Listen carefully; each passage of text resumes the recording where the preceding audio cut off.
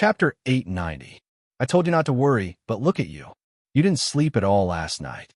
You just close your eyes for less than an hour, and you're already starting again. Dabin watched Feng Ling moisten Boss Li's lips and sighed. Go rest first. Call Fat Eye and the others to replace you. There are so many of us. Let's take turns. It's fine. I can't sleep even if I lie down. Who can sleep with Boss's fever? That was true. Although the others were not in this tent, when Dabin went to the other side last night, they did not sleep well. Even when they lay down, they could not sleep well. They were all worried about Boss's condition. They could not all stay in this tent, because Boss would occasionally have difficulty breathing due to his high fever. It would be more uncomfortable if there were too many people, so the others could only wait next door and take turns to take care of him. Although Boss can't wake up, he can still drink water. I'll go make some porridge. Feed him some. Feng Ling nodded. On the morning of the second day, after Li Nanheng fell into a coma due to a high fever, a group of people were busy cooking porridge. It was difficult to feed porridge. It was not as easy as feeding water, but thankfully, Feng Ling was the most patient. Even if it took 2 hours to cook a small bowl of porridge, when it was cold, she would heat it up and feed it to him over and over again. In the evening, the doctors still hadn't arrived. They called the base, and the base was also very worried about the situation here. They said that they would check again, but in the end, the result was that they couldn't contact the doctor they had sent, and they had also temporarily lost contact with the base members stationed in Montana.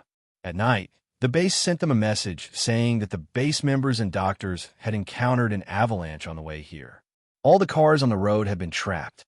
With the speed of rescue in Montana and the traffic conditions, they might not be able to rescue the trapped people even after another 48 hours. The base needed to send reinforcements, but the snowstorm would greatly affect the speed and quality of the helicopter rescue. In other words, in the next 2 or 3 days, even if the people of the base were here, it would be difficult for them to fly over. In addition, the doctors were trapped on the road of the avalanche, so they had to save them as soon as possible. The doctors only had a few cars, and they didn't have any auxiliary gasoline, food, or any other supplies to keep out the cold. Their lives were at stake, and there were several doctors in the cars, so they had to save them first. Even if Boss Li was awake, he would arrange for them to save the doctors first. The snowstorm in Montana also affected the weather at Rogers Pass.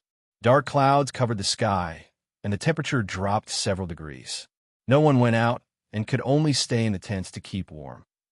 Just like this, Li Nanheng endured for 3 days. His body temperature dropped to 39 degrees yesterday, but it remained at 39 degrees and did not drop any further. He was still unconscious. On the afternoon of the third day, Feng Ling, who had been taking care of him for 2 to 3 days, could not take it anymore. She was forcefully dragged by Da Hu and Dabin to the next room to sleep. Feng Ling was indeed tired. After being forced to drink a cup of warm water and milk, she collapsed onto the bed and fell asleep. Although she had nightmares because she was still worried, she could at least rest for a few hours. She slept until 11 o'clock at night. It was quiet on the snow-capped mountain. When Feng Ling opened her eyes, she saw that there were people lying on the beds by the side. Everyone was asleep. She sat up and quietly got off the bed. She didn't wake them up and then went to the tent where only she and Li Nanheng lived. When she entered the tent, she could vaguely smell the scent of white wine in the air. However, in order to lower Boss's temperature, she had used white wine to wipe his body and the joints of his limbs. Feng Ling did not pay much attention to it. She walked in and saw that Fat Eye was sitting by the bed. However, his head was lowered bit by bit. It was clear that he was about to fall asleep. She walked over and patted Fatty's shoulder. She lowered her voice and asked, "Where's Dabin? Why are you alone?" Fat Eye was startled awake. He turned back to look at her and sighed in relief. He's on night duty today. He's patrolling outside. He's worried that there might be enemies hiding in the surroundings. So he went to the other side and the river. He just left not long ago. By the time he comes back, it'll be daybreak. Feng Ling glanced at Fat Eye. You go sleep next door? I've been sleeping since the afternoon. I'm fine now. I'll keep watch. You go sleep. Fat Eye nodded. He was indeed extremely tired. He stood up and stretched lazily before heading out. However, before he reached the entrance of the tent, he suddenly heard Feng Ling's surprised voice. Why is there such a strong smell of wine? Did you wipe wine on Boss's body again? Fatai paused in his footsteps. He turned back and chuckled. No, I fed Boss a bottle of white wine. Feng Ling's hand, which was about to touch Li Nanheng's forehead, froze. She abruptly turned to look at Fatai. What wine? Boss's fever is so high. And you fed him wine? Are you crazy? Don't get agitated. Fatai saw Feng Ling's angry expression and rushed to explain. In fact, I just experienced such a high fever a while ago. I know how uncomfortable Boss is right now. I've just measured Boss's temperature and has already dropped to 38. 6 degrees. He's probably going to recover soon, but because of the high fever a few days ago, his head hurt so much that I wanted to die. When I was in such a state, I really hoped that someone could give me some wine so that I wouldn't feel so uncomfortable. However, at that time, I couldn't open my eyes and didn't have the strength to speak. I felt that Boss should be in the same state as me at that time. So I fed him a bottle of white wine. It's not much, just 4 or 5 ounces. 4 or 5 ounces? If Feng Ling's eyes could kill, Fatty's heart would have been pierced by thousands of arrows. Fatai, this is murder, do you know? He's having a fever. It's really okay. A man won't be so weak after a serious illness. Besides, wine is like an anesthetic. It can relieve a lot of pain. Scram. Feng Ling shouted angrily. Seeing that she was really angry, Fatai could only stop speaking. He wanted to explain, but when he saw that Feng Ling's expression was extremely ugly, he could only wait for Dabin to return tomorrow morning. He turned to leave the tent. Feng Ling sat by the bed with a cold expression. She touched the man's forehead and picked up the thermometer by the side. When she saw that it was indeed 38. 6 degrees, she released a sigh of relief. However, when she lowered her head, she could smell the scent of alcohol on the man's body. She secretly rolled her eyes at the tent next door. Seeing Fatai smiling fawningly at her from the window of the tent next door, she angrily reached over and tugged the curtain down, blocking the view from the other side. Dash. Chapter 891. She couldn't tell if Fatai was too muddle-headed or he was too kind-hearted, but this damn fatty was definitely a typical careless and heartless person. A person with a high fever shouldn't drink alcohol, even if he had a serious headache. Feng Ling was worried that Li Nanheng would continue to have a fever because of the alcohol, so she sat by the bed to test his temperature from time to time. She had already fed him the alcohol. She could only pray that Boss Li's physical fitness could withstand this damn fatty's alcohol. After observing by the bed for a while and making sure that Li Nanheng seemed to be fine except for his slightly unstable breathing, Feng Ling got up to get some water. She then returned to the bed to feed Li Nanheng water and moisten his lips. She got up to get a basin of water to help him wipe his body when she suddenly saw Li Nanheng's eyes slowly open. The man's alcohol tolerance was not very good because of his high fever. He looked at her with slightly tipsy eyes. Seeing that he was awake, Feng Ling immediately leaned over to him in surprise and asked softly, "Boss, you're awake?" Li Nanheng did not speak. The moment he opened his eyes, he saw Feng Ling's face and the boy's slightly haggard appearance from taking care of him by the bed.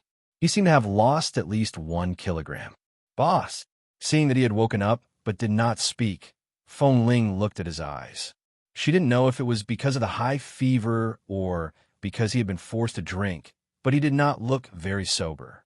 Afraid that he would have a headache, she raised her hand and gently rubbed his temples. As she did so, she said, "Does your head hurt a lot? Do you feel better now?" The man still did not speak and only looked at her from slightly close distance. Feng Ling felt that he seemed to be looking at her, but also seemed to be looking at something else through her face. It seemed to be focused, but also seemed to be unfocused. Could it be that he had finally opened his eyes after being unconscious for many days, but in fact his mind was not fully awake? Feng Ling hesitated for a moment and was about to throw the towel and her hand back into the basin by the side. Just as she turned around, she suddenly felt her wrist burning. The man grabbed it, and she didn't know where he got the strength from. He just stared at her face, and without saying a word, he suddenly pulled her down. She was caught off guard, and she fell back onto the bed, lying on the man's chest. The towel in her hand fell to the ground, because of her sudden movement. The basin next to her was knocked over by her leg, and the water spilled onto the ground. Feng Ling was startled. She was about to get up from his embrace, but in the blink of an eye, the man suddenly pushed her over and pressed her under his body. His eyes, which were slightly red and dark from the long period of fever and alcohol, stared at her. She didn't know how to describe his gaze, but it was like the gaze of a bloodthirsty wolf when it saw the food it wanted to eat the most. It was fierce, persistent, domineering, and greedy, adding a hint of sharpness. "Boss!" Feng Ling wanted to push him away, but the man directly held her raised hands and pressed them against the side of her head. His dark gaze locked onto her face. Feng Ling inexplicably sensed some kind of danger. She returned his gaze, and her brows immediately twitched. She rushed to get up, but the man still held her wrists tightly and pressed her down on the bed. She struggled, but found that she couldn't break free from a man who had a high fever for more than 3 days. She wanted to use force again, but because she deliberately avoided his injured wrist, she couldn't use too much force to fling him away. She raised her leg and was about to use the posture of bending her knee to push him away. However, the instant her knee was bent, Li Nanheng's gaze was heavy, and he kissed her heavily. "You, what are you doing, you?" Feng Ling's eyes widened. Because of the man's sudden kiss, she instinctively looked toward the entrance of the tent. At a time like this, if Dabin returned early from his patrol and was seen by others, she would not be able to explain herself. "Boss!" Feng Ling forced herself to tilt her body and use her shoulder to push him away. However, because of her movements, the man's gaze became even darker as he watched her face. He did not hesitate to kiss her again. He did not say a single word, nor did he give any explanation. He kissed her fiercely. This was a kiss that was truly fierce. Unlike that day at his residence, when he could at least maintain his consciousness, at this moment, he clearly was not sober. Because of this, Feng Ling could not push him away. No matter how she struggled, he would press her down. She suddenly regretted finding opportunities to feed him these past few days. If she directly starved him for 3 days, let's see if he would still have so much strength. Because of his fierce kiss, her lips were numb and swollen. Feng Ling's hands were pressed firmly against the bed. She opened her mouth to bite him. Although the man still had the strength to restrain her physically, his reaction speed was clearly affected. After being bitten by her, not only did he not sober up, but his eyes were as dark as the night. He ignored the bloody taste on his lips and lowered his head to bite her lips as well. Like a ferocious beast that was determined to devour its prey, he did not hesitate or show any mercy. Feng Ling was angered by his crazed actions. However, when he was rational, she could not push him away. Right now, when he was irrational and reeking of alcohol, she could not push him away at all. Where her lips were bitten by this man, and she kept resisting, the man restrained her hands behind her back and held her chin with his other hand. His kiss deepened and became more resolute. With their mouths sealed in the warm tent, the two of them seemed to be in a silent confrontation.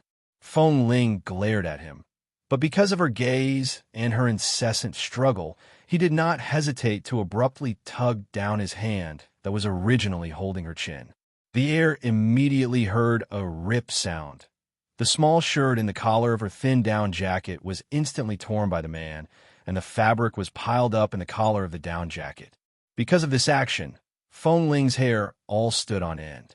However, no matter how she struggled, this man had thousands of ways to lock her hands and feet in such an unconscious state. When she was about to use the same trick to twist her body away, the zipper of her down jacket had already been tugged down by the man. Chapter 892. Feng Ling's body instantly trembled. She didn't care if he was drunk or confused, nor did she care about the wound on his hand. She struggled to break free. This time, the man used even more strength to press down on her. He bent down and abruptly bit the edge of her chest wrapping cloth. When the man lowered his head, his short hair brushed past her collarbone. She immediately trembled uncontrollably from the itch, as though all the pores on her body had opened in that instant. The man used his teeth to tear off her chest-wrapping cloth firmly and quickly. The moment her chest suddenly turned cold, Feng Ling felt that her head was about to explode. Li Nanheng. She was afraid of disturbing the people in the tent next door, so she suppressed her voice and called his name in a low warning tone. Don't go too far. However, Li Nanheng seemed to not hear her words. His teeth and his raised hand cooperated very well, and in a few seconds, her clothes were completely open. Feng Ling was enraged. She twisted her body with force, but the man suddenly bent down and kissed her, sealing her mouth that was about to curse. He was still burning and entangling her mouth with a burning force. She bit him with all her might, but he didn't dodge. However, when she suddenly turned her head and bit his shoulder in anger, the man only let out a low chuckle from his chest. She didn't know what this chuckle meant. It seemed that he was in a good mood, but it also seemed to be mockery, and it seemed to have other meanings. In any case, when she heard it, she felt her scalp tingle. You really hit it well. The man's first words after he woke up were these 5 words by her ear. His voice was extremely hoarse. This hoarseness contained the haggardness of a high fever, but also some long-hidden desire that was boiling. Feng Ling's expression also stiffened because of his words. She turned her eyes abruptly, but the man took the opportunity to kiss her again. His hands were not idle. Unlike usual, he could at least maintain his rationality. Right now, he could not resist and directly pulled her pants. His clear purpose made Feng Ling's heart tremble. Damn it! Was this man crazy from the fever or drunk? Was he going to force himself on her? Or did this high fever make him so sick that he didn't even have the most basic politeness between people? You want to come here directly? Feng Ling couldn't push him away and could only bite his shoulder. However, before she could bite too hard, the man tilted her chin and kissed her deeply for a long time. Finally, the man's hand touched her unprotected body. Although he still had a fever, his movements were very fast. His hands and mouth were not idle. In an instant, he lowered his head and kissed her neck and collarbone. Whether it was the man's hands or his kiss, it was as if they were spreading a prairie fire on her body, burning her to the point where her blood began to boil. He was going crazy. In the afternoon, when she went to sleep in the tent next door, she only wore a thin down jacket over her shirt and a pair of pajama pants. It was actually very easy to take them off. After all, they were very loose and soft. The neckline of her shirt was originally very large. After he pulled it open, it was scattered on both sides of her body. Whether it was the visual effect or the impact of the sight of her chest wrapping being pulled open, it all stimulated the man's nerves. It was not that Feng Ling had never seen such a thing happen on the training ground. However, right now, she was actually unable to resist such an accident.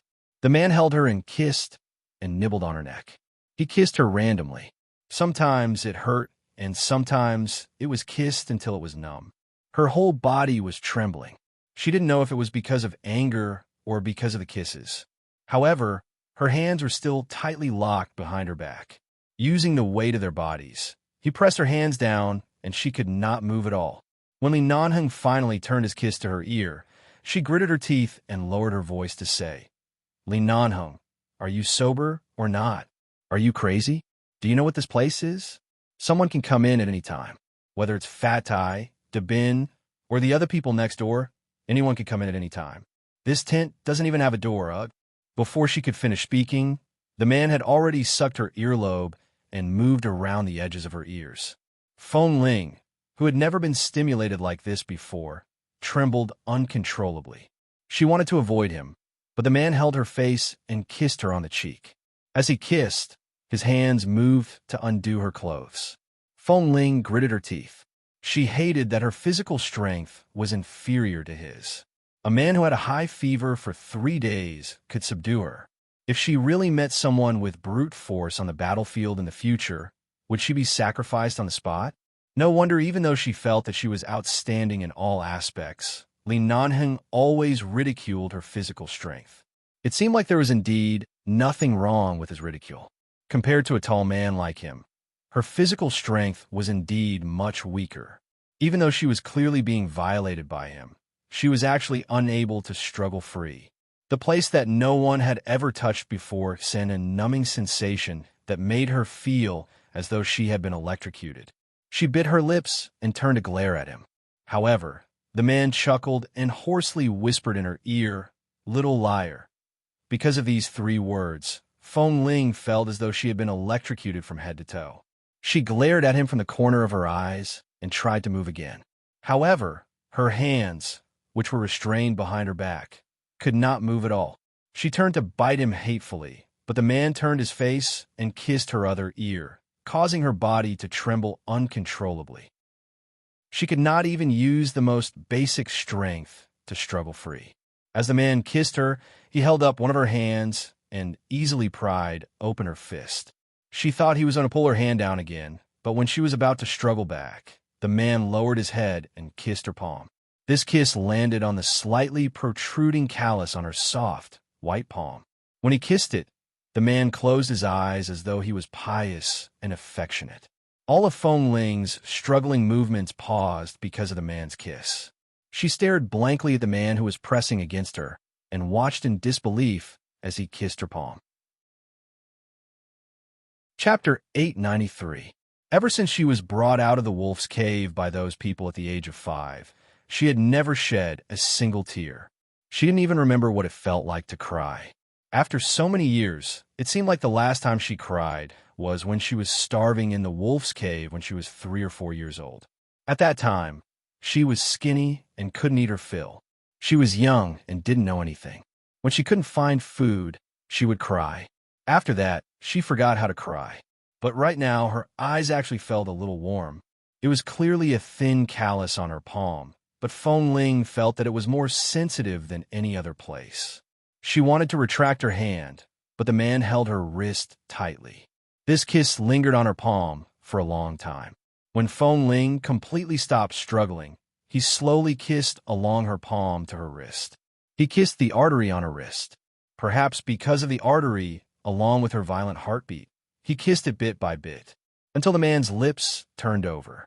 Feng Ling's hands instantly clenched the bedsheets under her, and her toes instantly straightened. It was as though the world had darkened, causing all the rationality in her mind to burn away in an instant. The last bit of instinct in her mind reminded her not to continue and that she had to push him away. However, it was as though the man's warmth still remained in her palm. When the man kissed her, the pitiful gaze in his eyes was something she had never seen before. A child like her, who had been raised by a wolf, would one day be pitied by someone like her who had disregarded everything just to have a mouthful of hot food to eat, a warm bed to sleep in, and a good life, would also be treated so gently by someone. Would she be looked at like a woman and even feel heartache and love? Even if it was only a thin callus, would it be treated as a trace of all the hard work and struggle in life? Would it be understood and felt heartache? She didn't know what kind of emotion was interfering with her thoughts, but she didn't move at all. She even forgot that someone might come into the tent at any time. However, the man didn't stop moving at all.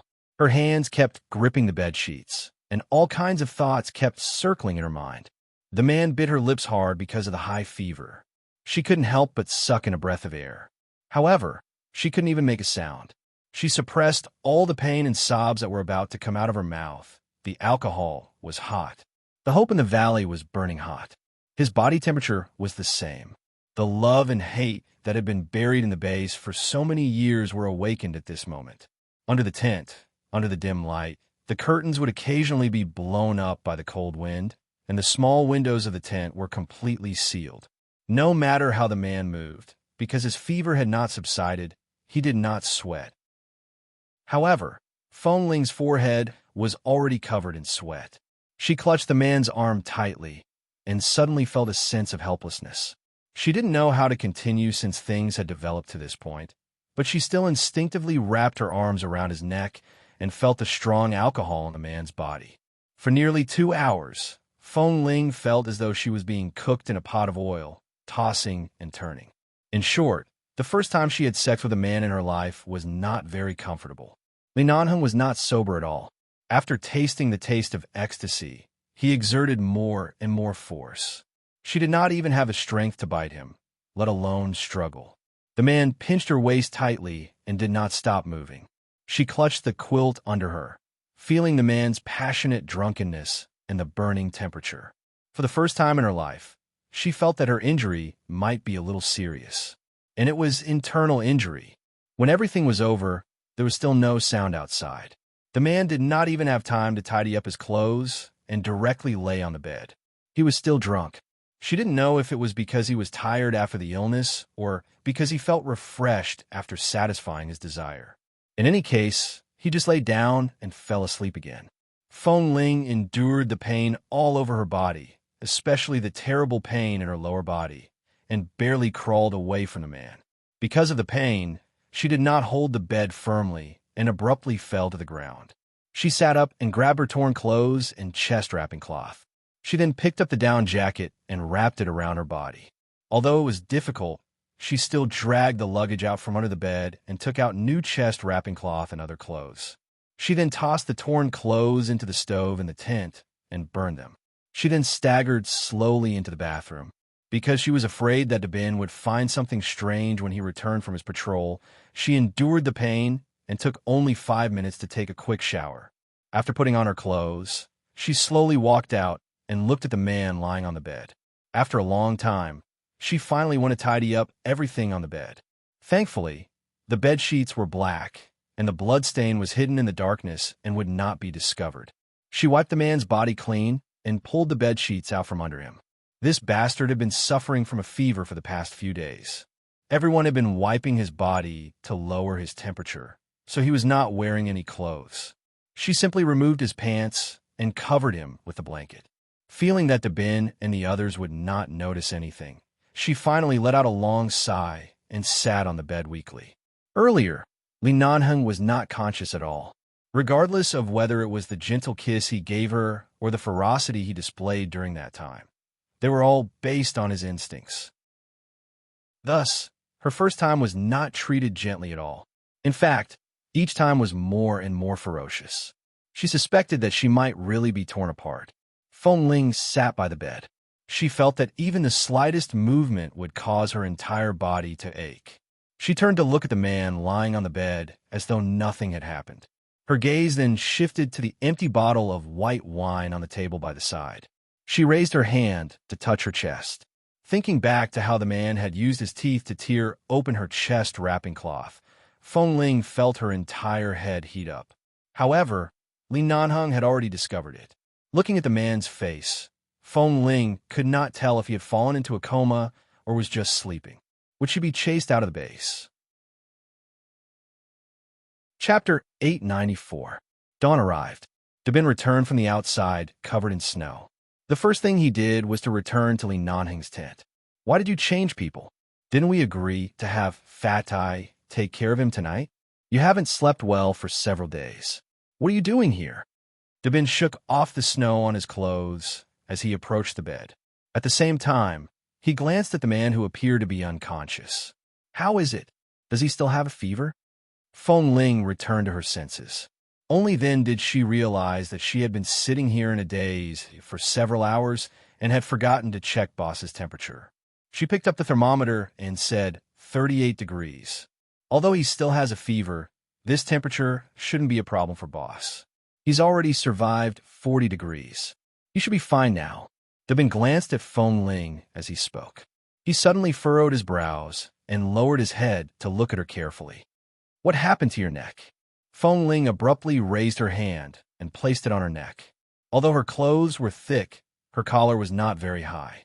Back then, she had been in a rush to put on her clothes and did not notice the hickeys on her neck.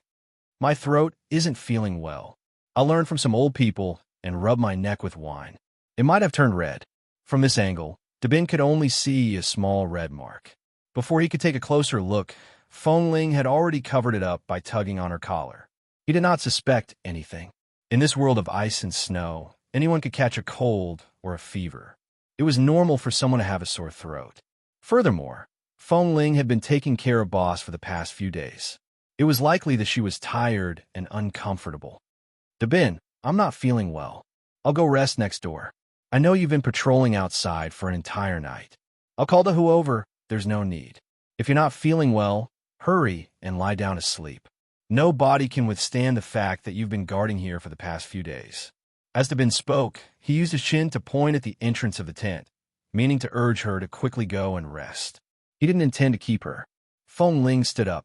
She did not look at the man on the bed and headed out. When she was about to reach the door, she paused and turned back to speak. Last night, Fatai fed Boss a bottle of white wine to alleviate his headache and dizziness. Right now, I don't know if Boss's body can take it. Although the temperature has temporarily dropped, I feel that the fever might rise again at any time. You guys keep a close eye on him. F***CK. Damn fatty. Did a donkey kick you in the head? How can a person with a high fever drink alcohol? Dabin was so angry that he was about to choke. He's just doing it out of good intentions. Although Feng Ling was angry, in order to prevent Dabin's bad temper from getting back at Fat Eye, she told him to keep an eye on Li Nanhing's temperature and comforted him. After Dabin angrily sat down on the bed with a straight face, he left the tent. His body was really uncomfortable and sore. He was so tired that he wanted to lie down and sleep until the sky turned dark. However, the moment she walked out, she was hit by the cold wind outside. The early morning wind was especially cold. Feng Ling released a long breath. She raised her hand and pulled her collar up a little. She stood outside for a while. She did not wear the thickest winter clothes and only wore a thin feather coat. The cold wind quickly penetrated through her clothes, but it was as though only this kind of bone-chilling cold could freeze all traces of heat inside and outside of her body. Everything returned to calmness amidst the confusion and unconsciousness. It was unknown how long Feng Ling stood outside. Fatai was sleeping soundly when he suddenly felt a wave of cold air approaching. He opened his eyes in fright. In the blink of an eye, he saw Feng Ling lying under the blanket about a meter away from him. She then covered her head with the blanket and fell asleep without saying a word. Fatai sat up abruptly and pushed her through the blanket. Hey, Feng Ling, did Boss's fever subside last night? Where did you go earlier? How long have you been standing outside? You're so cold that even the cold air outside has been brought in. Seeing that Feng Ling didn't respond, Fatai frowned and muttered, You can't lie down like this. You have to warm up before lying down. Otherwise, you won't be warm under the quilt when you're cold all over. Seeing that Feng Ling still didn't respond, when Fatai was about to pull her blanket, the person inside seemed to be in a very bad mood and firmly pulled the blanket up, not allowing anyone to lift the blanket. Fatai paused and had to stop pulling her, but he was afraid that she would really get sick. They had just come to Rogers Pass for a short time, but he caught a cold and had a high fever, and Boss was still in a coma. If Feng Ling also got seriously ill, this place would probably leave a big shadow in their hearts, and they would never come here again. Fatai got out of bed and pushed the stove to the bedside closest to Feng Ling.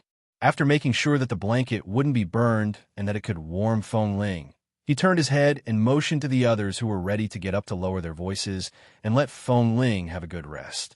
Everyone knew that Feng Ling had been taking care of Boss these days and probably didn't have a good rest yesterday afternoon. They didn't expect that she would take care of him again last night. Even without Fatty's reminder, they consciously got out of bed and put on their clothes quietly, trying not to disturb Feng Ling. Especially when they heard that Feng Ling might not be feeling well, they decided to go to the tent next door for breakfast and leave the tent here for Feng Ling to have a good rest. After Feng Ling fell into the quilt, she felt her numb head heat up, but she only closed her eyes and didn't move. She didn't want to talk to anyone and didn't want to say a word. In the afternoon, Feng Ling was a little drowsy and couldn't open her eyes, but she vaguely heard someone go back to the tent to get something. What should we do? Didn't Boss's body temperature drop a lot yesterday? How come his fever is back to 39 degrees? Boss's physical fitness and resistance are definitely the best in our base. Is this the legendary saying that he doesn't get sick for several years, and it takes a long time to recover once he gets sick? Of course not. It's all because of Fatai, that damned fatty, who forced Boss to drink in the middle of the night. Boss hasn't woken up yet. It must have something to do with that bottle of wine. The alcohol content is so high. Only Boss Lee's body can withstand it. If it were anyone else, Fatai would have committed murder. Boss has been sleeping for several days now. The water in the river is really terrible. Even Boss can fall down, alas. Chapter 895. Hearing their conversation, Feng Ling frowned in her sleep. She wanted to open her eyes, but had no strength. Her eyelids drooped, and she couldn't open them at all. Then she heard their footsteps as they walked out of the tent. Although she wanted to wake up as soon as possible, she eventually fell asleep again. When she regained consciousness, someone was wiping her face with a cold towel. She couldn't open her eyes and only heard Da, whose voice close to her. Feng Ling must have caught a cold, but he doesn't have a fever. His body temperature is around 37 degrees. It's not serious. Let him rest for 2 days. After that, she couldn't hear clearly what the others were saying. She fell into a deep sleep again. Seeing that she had been sleeping with her clothes on, Dahu originally wanted to help her unbutton her clothes so that she could lie down comfortably. But he found that even though Feng Ling was asleep, her hand was still tightly gripping a corner of the quilt, as if she had lost her sense of security. No matter how hard he tried, he couldn't pry it off. The temperature in the tent was not particularly high. If she didn't want to take off her clothes, they wouldn't force her. He tried to lift her quilt several times, but she instinctively pulled it back and didn't allow anyone to touch it. After another day, Feng Ling heard Fat Tai muttering in her sleep. "Oh, what should we do? Both Boss and Feng Ling are sick. The two of them don't seem to be sick at all on our base. Now that they are sick, they seem to be accompanying each other. It's really hard for us. You still have a nerve to say that? If you hadn't secretly fed Boss alcohol, he would have woken up long ago. You could get out of bed and jump around for 5 days. Isn't Boss's physical fitness better than yours? Anyone can complain here, but you don't have the right to." Fat Tai was immediately scolded into silence. After a long while, he said, "I was really kind. At that time, I was so uncomfortable that I wish someone could get me drunk. You are you, and Boss is Boss. How can they be the same?" Dahu smacked Fatty's head with his hand. If Boss's physique was any worse, the people from the base would have had to brave the snowstorm and risk countless lives just to send Boss to the hospital for emergency treatment. Luckily, Boss is in good health. Otherwise, you would have to bear the responsibility of a murder case. Another 2 days passed. Li Nanheng woke up. "Boss, you're awake? How do you feel? Where does it hurt or feel uncomfortable? Do you want to eat something first?" Fat Tai stayed by the bed and asked with an apologetic and earnest expression. Li Nanheng furrowed his brows and glanced at Fat Tai, who seemed to be trying to please him. He opened his mouth, but his voice was hoarse as though it was filled with sand. "How many days did I sleep for?" Fat Tai raised his hand and gestured 6. 6 days, oh no, it's almost 7 days. It's already nighttime. Li Nanheng sat up, and Fat Tai rushed to help him up. Just as he was about to turn to pour water, Li Nanheng said hoarsely, "Call Dabin over."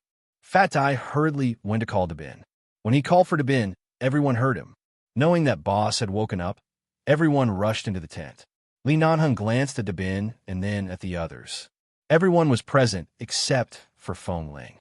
He did not ask. After Dabin came over, he simply asked a few questions about what happened after he fell into the ice cave, as well as about those gangsters. After asking, Li Nanheng's stamina was almost exhausted, and he was helped back to the bed. The group of people were busy preparing porridge, medicine, and water for Boss. After lying down for so long, Feng Ling did not come over. Li Nanheng asked Fat Tai, "Where's Feng Ling?" "Ah, Boss, I forgot to tell you. Feng Ling has been busy taking care of you for the past few days. One time, she didn't sleep for 2 days and 3 nights. Her body couldn't take it anymore, and she caught a slight cold. These 2 days, she has been resting in the tent next door." Fat Eye chuckled and scratched his head. He said softly, "Boss, do you really feel that there's nothing wrong with your body?" Li Nanheng glanced at him indifferently. What problem could there be? As he spoke, he moved to stand up again. Boss, don't get up. You've just woken up. No matter what, you should eat something and rest well for the night. You don't have much strength right now. I'll go check on Feng Ling." "Why are you checking on Feng Ling?" "Feng Ling is still sleeping. Earlier, when I went next door to get something, I saw that she was asleep. When we entered, we said that Boss had already woken up. She didn't say that she wanted to come over. She should really be feeling unwell. Otherwise, based on Feng Ling's concern for Boss, she would definitely come over immediately. Li Nanheng did not speak. He only watched Fatty's radiant expression. After a moment, he asked coldly, "Did you do something wrong? Your entire face is filled with guilt." Fatai immediately choked on his own saliva. He coughed several times before looking at his boss in shock. He immediately sat down by the bed to explain. "Boss, I really did it for your own good. I was afraid that you would feel too uncomfortable, so I did it." Li Nanheng frowned. "What did you do?" "A few nights ago, when I was taking care of you here, I was afraid that your headache would be too uncomfortable. Not long ago, I experienced the feeling of my head exploding. To help you alleviate the pain, I fed you a bottle of white wine." Fatai pointed to the empty bottles by the side as he spoke. "The other bottles were originally used to help you cool down and wipe your body. I saw that there were so many bottles left, so I directly opened one and fed it to you." Li Nanheng immediately looked at him coldly, as though he was looking at a lunatic. When Fatai shrank his neck on the bed with a frightened expression, he said coldly, "I was wondering why my throat felt so uncomfortable these few days." Drinking on his own and being forced to drink were two completely different feelings. Fatai chuckled guiltily. "Boss, it's good that you're fine." Li Nanheng rolled his eyes at him. Right now, he did not have any strength. If he had the strength, he would really kick him off the bed. "All right, Scram." Fatai did not dare to stay for a moment longer. He immediately hid behind a bin and a hu, following them to prepare food for Boss. After waiting for an entire night, Feng Ling did not return. Li Nanheng ate some simple food and was supported to the tent's window. Through the window, he saw Feng Ling lying on the bed next door, covered with a blanket. He did not say anything and was supported back to the bed. The next morning, Li Nanheng got up and got out of bed. Seeing that Boss had really recovered, everyone didn't stop him. When Li Nanheng was about to walk out of the tent, they hurriedly took the winter clothes and put them on for him. "Boss, it's getting colder these days. You just recovered. Don't catch a cold again." Chapter 896. Compared to this tent that was especially lively after Li Nanheng woke up, the tent next door was relatively quiet. Only the occasional crackling sound came from the stove on the ground. Li Nanheng walked directly to the only bed in the pile of beds. The bed was bulging, and Feng Ling lay unmoving inside. The blanket was still covering her head. Yesterday, Fatai had said that Feng Ling had been feeling unwell these days, but for some reason, when she slept, she always covered her head with the blanket. She did not speak, nor did she want others to see her face. They all thought that she had frostbite and refused to see others. However, when they helped Feng Ling wipe her face that day, they did not see any frostbite. Her face was white and clean like usual, but she always covered herself with the blanket. If it weren't for the fact that they knew Feng Ling's temper was usually so reticent, and that she did not like to speak when she was unwell, everyone would have thought that Feng Ling had isolated herself from the world. The man looked down at the simple bed in front of him. Feng Ling usually did not sleep with others. During the days when he was sick, she did not care about the trifles and slept on Bin's bed for several days. "Feng Ling," he called out. The person on the bed did not move. Covered by the blanket, she did not seem to hear him. Li Nanheng's gaze turned cold. He raised his foot and kicked the side of the bed twice. The person on the bed still did not move. Li Nanheng reached out to tug the blanket off her body, only to find that the person inside was not asleep. Instead, she was holding onto the blanket tightly, unwilling to let go. The man narrowed his eyes coldly. "What are you doing? Why are you hiding in the blanket? Come out." The person under the blanket still did not come out. In fact, she held on even tighter. Li Nanheng's expression was cold as he used force. As he tugged the blanket away, Feng Ling, who had been lying on the bed for 3 days, suddenly grabbed a pillow and smashed it harshly against his face. Li Nanheng was caught off guard. Of course, he did not expect her to suddenly throw the pillow at him. He was hit by the pillow. It did not hurt, but the man's eyes were filled with hostility as he glared at her. The pillow fell in front of him and landed on the ground. Feng Ling rolled from one bed to the other, but the one next to her was Fatty's quilt. Fat Eye usually didn't shower, so she was unwilling to lift his quilt to cover herself. She simply rolled to a place 3 or 4 beds away, sat up, and was about to get off the bed. She didn't even look at him. Lee Nanhung stood in place and watched her movements and the expression on her face. He narrowed his eyes slightly. "What are you doing? Since you've woken up, you should be resting in the tent. Why did you come here to torment me?" Feng Ling put on her shoes and stood up. Originally, she wanted to walk out, but her rationality reminded her that she could not do this. She resisted the urge to shoot him and turned to look at him. For 3 whole days, she had been lying there for 3 whole days. Her body and heart were finally starting to recover. She was no longer as sore as before, but her first time had still fallen into the hands of this bastard. It hurt so much that even her nightmares these 2 days were filled with scenes of him fiercely penetrating her body. They said that in order to take care of me, you didn't sleep for several days and fell sick. I just woke up last night. This morning, I had the strength to get off the bed, so I came to take a look. The man looked at her angry face and walked over. He was about to tug her hand over, but Feng Ling quickly dodged. Seeing her suddenly rejecting him, Li Nanheng walked up to her and lowered his eyes to look at her coldly. "What's wrong with you? Why are you throwing a tantrum like a woman? And why are you throwing a tantrum without warning? What did I do to provoke you again, eh?" Feng Ling's expression faltered, and she abruptly raised her eyes to look at him. The man had really just recovered from serious illness. His handsome and indifferent face looked a little thinner, and his face was also a little pale. He stood in front of her and stared at her face as if he wanted to see through her. Feng Ling's heart immediately skipped a beat. Without waiting for her to speak, Li Nanheng coldly narrowed his eyes. "Because I fell into the ice hole that day and scared you?" Feng Ling was silent for a moment. "No. Then why are you giving me that look?" Feng Ling clenched her fists by her sides. He didn't remember. He didn't know. He actually didn't remember anything. For a moment, she didn't know whether she should be glad or angry. She was glad that her secret could still be kept. She could still continue to live in 11 Base. She didn't need to be separated from this group of brothers and didn't need to be driven out. What she was angry about was that this man didn't remember anything after doing that to her.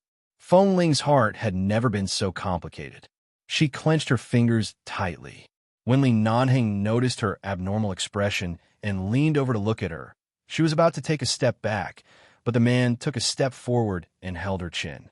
Li Nanheng looked at her and said, "Li Nanheng, don't worry." The moment his fingers touched her, Feng Ling's mind suddenly recalled that night when this man's hands touched her body. Those flames, she suddenly trembled all over and wanted to retreat, but the man held her chin and looked into her eyes. "If you have something to say, say it. Don't hold it in." She immediately turned her head away and raised her hand to slap his hand down. "No, I'm just not feeling well and don't want to deal with too many people and things. Since boss has just recovered from serious illness, go back to rest. There's no need to come to see me. I'm fine. You're so haggard. If I didn't know better, I would think that the person who had a high fever for 6 or 7 days was you," Li Nanheng said coldly. Feng Ling sneered inwardly. Who was the one who tortured her to this state? She did not explain. After a moment, she asked, "Fat Eye fed you alcohol that night. Do you remember?" Li Nanheng looked at her. "I don't remember. I was muddle-headed from the fever and was fed alcohol. Do you think I'm an immortal who can stay sober at all times? If I hadn't heard them mention it after I woke up, I probably wouldn't have known that I was almost murdered with alcohol in my illness." Feng Ling. Looking at her expression, Li Nanheng suddenly narrowed his deep, black eyes. "Did something else happen that night, when Fat Eye forced me to drink? Or was there another reason? What's with your expression?" "No." Feng Ling raised her eyes to look at him. His eyes were calm and puzzled, but her gaze was not so calm. She only met his gaze for a moment before quickly looking away. Seeing Feng Ling's sudden expression and attitude, Li Nanheng's expression did not change, but he clearly sensed that something was wrong. Chapter 897.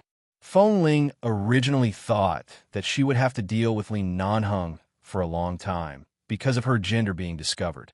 However, since the heavens were helping her, even if she was extremely unhappy, she could only endure it. In the end, she did not say a single word about that matter. However, just because Feng Ling did not mention it, it did not mean that Li Nanheng did not notice her abnormality. It had been more than a week since he had recovered from his illness. Feng Ling did not even ask for a change of accommodation. She directly moved a foldable bed over and placed it by the 5-meter tall bed. Not only that, she directly asked Dabin to sleep with him in this tent. She squeezed with the others in the other tent and slept on Dabin's original bed.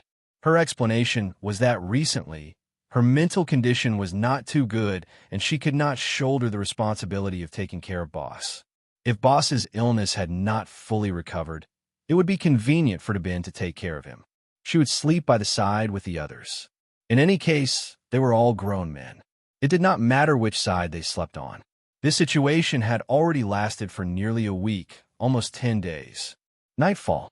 Li Nanheng placed one hand under his head and laid on the bed. He watched as Dabin returned from his patrol. He shook the snow off his head and entered the bathroom to wash up. Not long after, he walked out bare-chested. He lifted the blankets and burrowed into the blankets. He comfortably hugged the blankets and hummed a few times. Then he said, "Boss, I'm asleep. Good night." Li Nanheng made an indifferent "in" sound through his nose. It was as though he was responding, but also as though he was snorting coldly. In less than 5 minutes, continuous snoring sounds could be heard from Dabin's bed.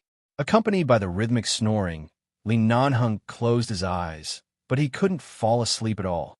The moment he closed his eyes, he saw Feng Ling's expressionless face during the training in the snow for the past 2 days, and every time he approached her, Feng Ling instinctively took a step back and maintained a distance with her cold eyes. The snoring grew louder and louder. Li Nanheng abruptly lifted the quilt and got up. He picked up his winter suit and put it on. Then he walked out. He went to the tent next door and watched a group of men snoring in a crooked posture.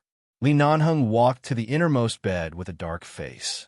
Feng Ling was sleeping properly on the bed, and there was no sound. The quilt was neatly covering her body.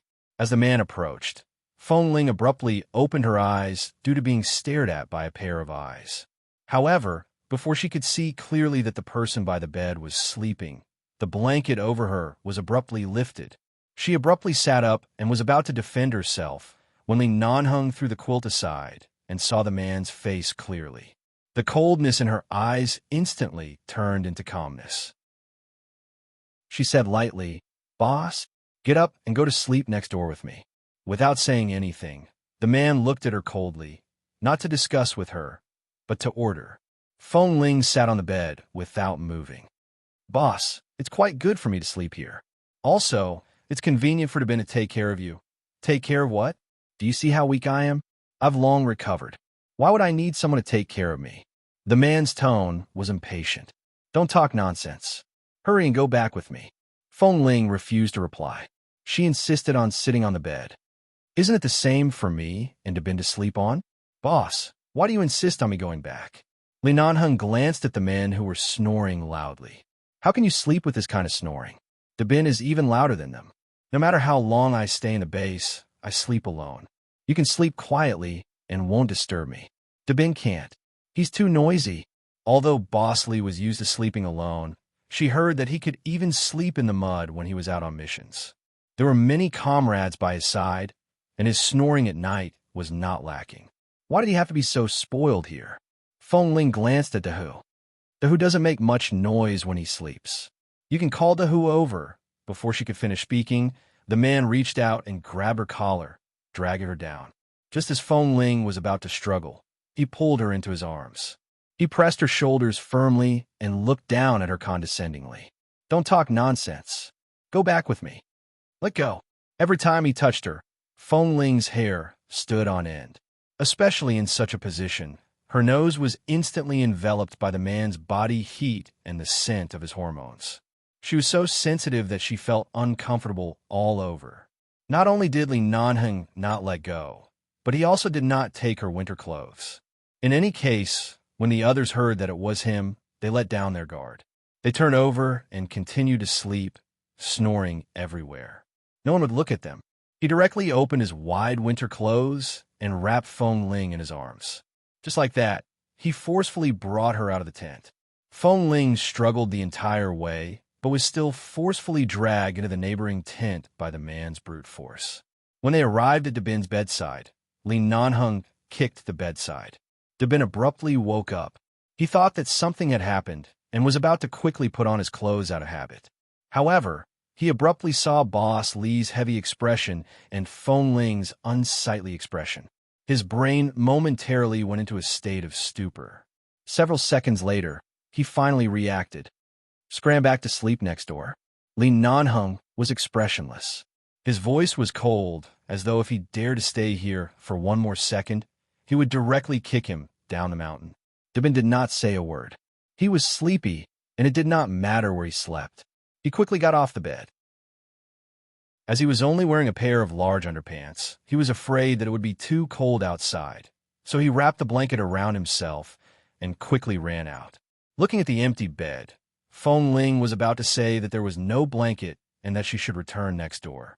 However, before she could speak, the man directly kicked the light folding bed to the side and forcefully dragged her back to the bed that had always been hers. He pressed her down by the bed. The moment Feng Ling touched this bed, she felt as though she was traumatized. She trembled and wanted to stand up, but the man pressed down on her shoulders and firmly made her sit down. Stay here obediently. Sleep the way you slept in the past. Li Nanheng watched her coldly. My illness is already recovered. My temperature is normal. I won't infect you, and I don't need you to take care of me all night. Now lie down and sleep. Feng Ling struggled for a moment, and the man finally moved his hand away from her shoulder. Chapter 898. When she got up and was about to go over, Li Nanheng stood by the bed and looked at her indifferently. He didn't say a word, but his eyes and movements clearly showed that he didn't allow her to go over. Feng Ling had no choice but to sit back down because of his forceful posture. Feng Ling, did I offend you during my stay in Rogers Pass? The man looked at her with narrowed eyes. No. Why are you throwing a tantrum? Lie down. Li Nanheng resisted the urge to tear down the folding bed next to him and looked down at her. I don't want to say it again. Lie down and sleep right now. Feng Ling didn't want to show her temper too obviously, but after so many days, she knew that Li Nanheng was calm enough. Now that she had returned to this tent, it was useless for her to do anything. She could only pretend that nothing had happened. After remaining silent for almost half a minute, she straightened her clothes and tugged her collar, which had been pulled crookedly by him earlier. She laid down, flipped over, and lay on the innermost side of the bed with her back facing him. She closed her eyes and was about to fall asleep like this. Li Nanheng didn't force her to do anything else. He just looked at her for a moment by the bed, threw his winter clothes aside, and lay down. The moment the man laid down, Feng Ling thought that it would be fine for her to sleep with her back facing him. However, as soon as he laid down, even though the two of them were separated by at least 20 centimeters, her sensitive body tightened. The memory of that night on this bed invaded her mind, making it impossible for her to calm down and fall asleep. After lying down, Li Nanheng raised his hand in satisfaction because it was still the same person beside him. He rested his head on his arm and closed his eyes. It was quiet at night. Feng Ling had been pretending to sleep with her eyes closed, but the man behind her seemed to have fallen asleep. His breathing was even and steady. She couldn't fall asleep at all. She quietly sat up and was about to find a chance to get out of bed when the man still rested his head on his arm and closed his eyes, suddenly spoke, and his voice was sleepy and hoarse. Sleep well. Don't think about running out to feel the cold wind. Feng Ling paused. She tried to control herself, turned to look at the man with his eyes closed, and said impatiently, I can't sleep. Go out for a walk. Li Nanheng opened his eyes and looked at her. Why can't you sleep? Something on your mind?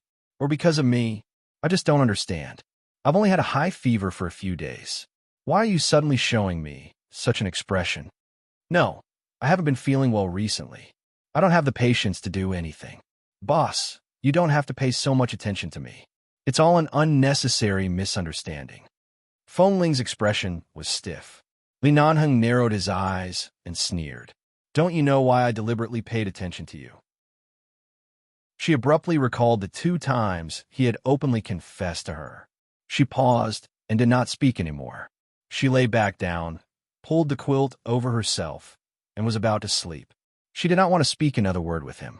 She really didn't know whether she should be glad that he didn't remember or angry that he didn't remember. Perhaps both. Otherwise, she wouldn't have been so uncomfortable in her heart for so many days. She didn't want to talk to him, didn't want to see him, didn't want to stand too close to him, didn't want to smell his scent, and didn't even want to hear his breathing when he slept. After living for so many years, Feng Ling thought that she was indifferent to everything and did not care about it all. In the end, she was completely defeated by Li Nanheng.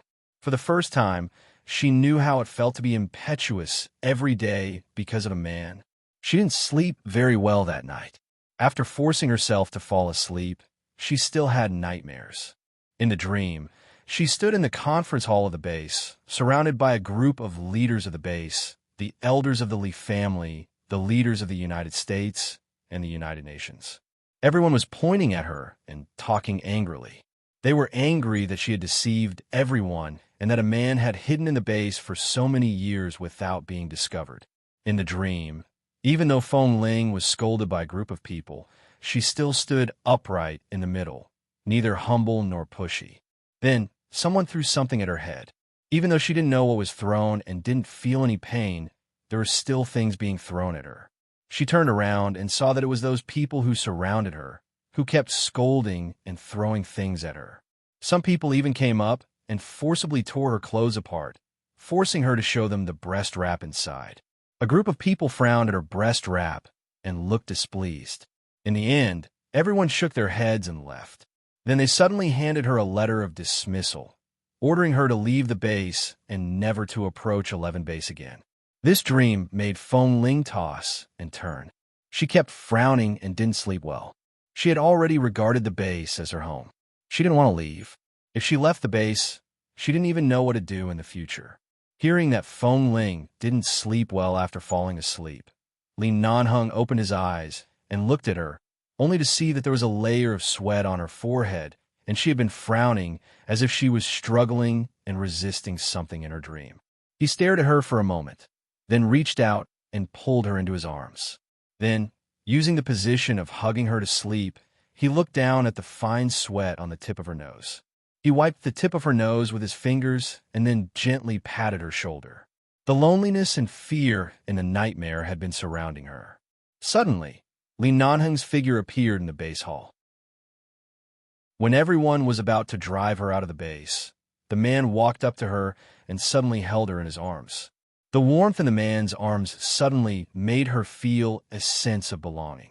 She stood stiffly and didn't move. She couldn't hear the man's voice above her head, but could only feel the warmth in the man's arms. Perhaps it was really useful to sleep in his arms. Seeing Feng Ling's frown gradually relax in her sleep, Li Nanheng smiled lightly and raised his hand to rub the short hair on her head. It was only when she was asleep that he could take advantage of the distance between them to hug her. He felt that he might really be possessed. Not only did he have feelings for a man, but he also left the base for him and lived in a damn place like Rogers Pass for nearly a month. There was a unique fragrance on Feng Ling's body. It was not only the scent of the shower gel, but also the fragrance lingered in his nose. Chapter 899. However, before he kissed her at such a close distance, Li Nanheng suddenly went into a trance. He looked at Feng Ling's face and then at her lips. Such a distance, such a kiss angle.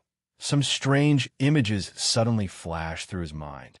Those images didn't seem to be scenes he had experienced in a dream, but something that had happened in reality. When did he press her down on this bed? And when had he kissed her on this bed?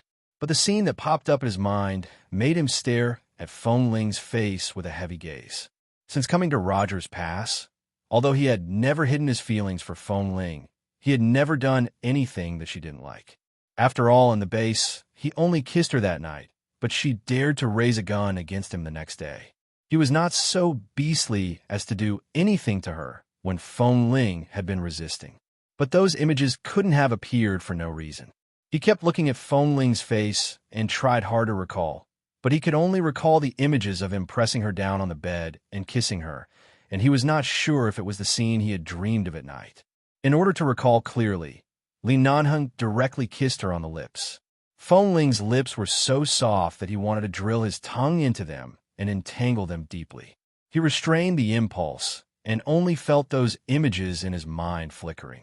Making sure that Feng Ling's nightmare should be over, Li Nanheng let go of her, let her lie flat on the bed, sat up, looked at Feng Ling, and then turned his eyes to the small table beside the bed. There was no wine bottle on the small table, but when he glanced at it, he remembered that there were several empty bottles on the small table on the day he woke up. Did it have anything to do with the wine that Fatai fed him that night? The next day, it was Fatty's turn to patrol. However, when he was about to go down the mountain, he suddenly found that Bosley had also come. The two of them went down the mountain side by side. Fatai looked flattered. "Boss, are you going to patrol with me?" Li Nanheng glanced at the white snow around and said coldly, "I want to ask you something." What do you want to ask, boss?" "Did anything else happen the night you forced me to drink when I had a high fever?" Fatai thought back carefully. "No. That night, when I said I gave you alcohol, Feng Ling was very angry and directly chased me out. But that night, Bin was patrolling. He probably went back to check on you in the middle of the night. If something happened, he would definitely tell us. That night, Feng Ling stayed in the tent to take care of you. Feng Ling didn't sleep for several days and kept watching over you. What else could have happened? Feng Ling is very angry. That's right. Just like everyone else, when they heard that I forced you to drink, they all scolded me for being unreliable. Feng Ling scolded me the same way and then chased me out. In fact, that night, I was supposed to take care of you, boss. I wanted to let her have a good rest, but she must have been worried. After sleeping for an afternoon, she went over again. I saw that Feng Ling was angry at that time, so I was afraid that I would really anger her. So I left. That's it. Yeah, nothing else happened. No. At that time, I was in the tent next door and didn't fall asleep for a while. In fact, I was worried that it was not good to force you to drink. I sat on the bed and thought for a long time. You didn't hear anything at that time? No, it was very quiet. How long did you sit on the bed and think after returning to the tent? About 5 minutes. Li Nanheng. Hey, boss. Why are you leaving? Don't you want to patrol with me? Don't you still have questions to ask? Why are you leaving, boss? They had thought that they would stay at Rogers Pass for at least 3 months. To their surprise, after a month, they suddenly received an urgent notice from a base. The big shots of the United Nations and the U.S. military were going to visit 11 base. They were very confident and curious about the current situation of the sniper team, so they came to take a look in person.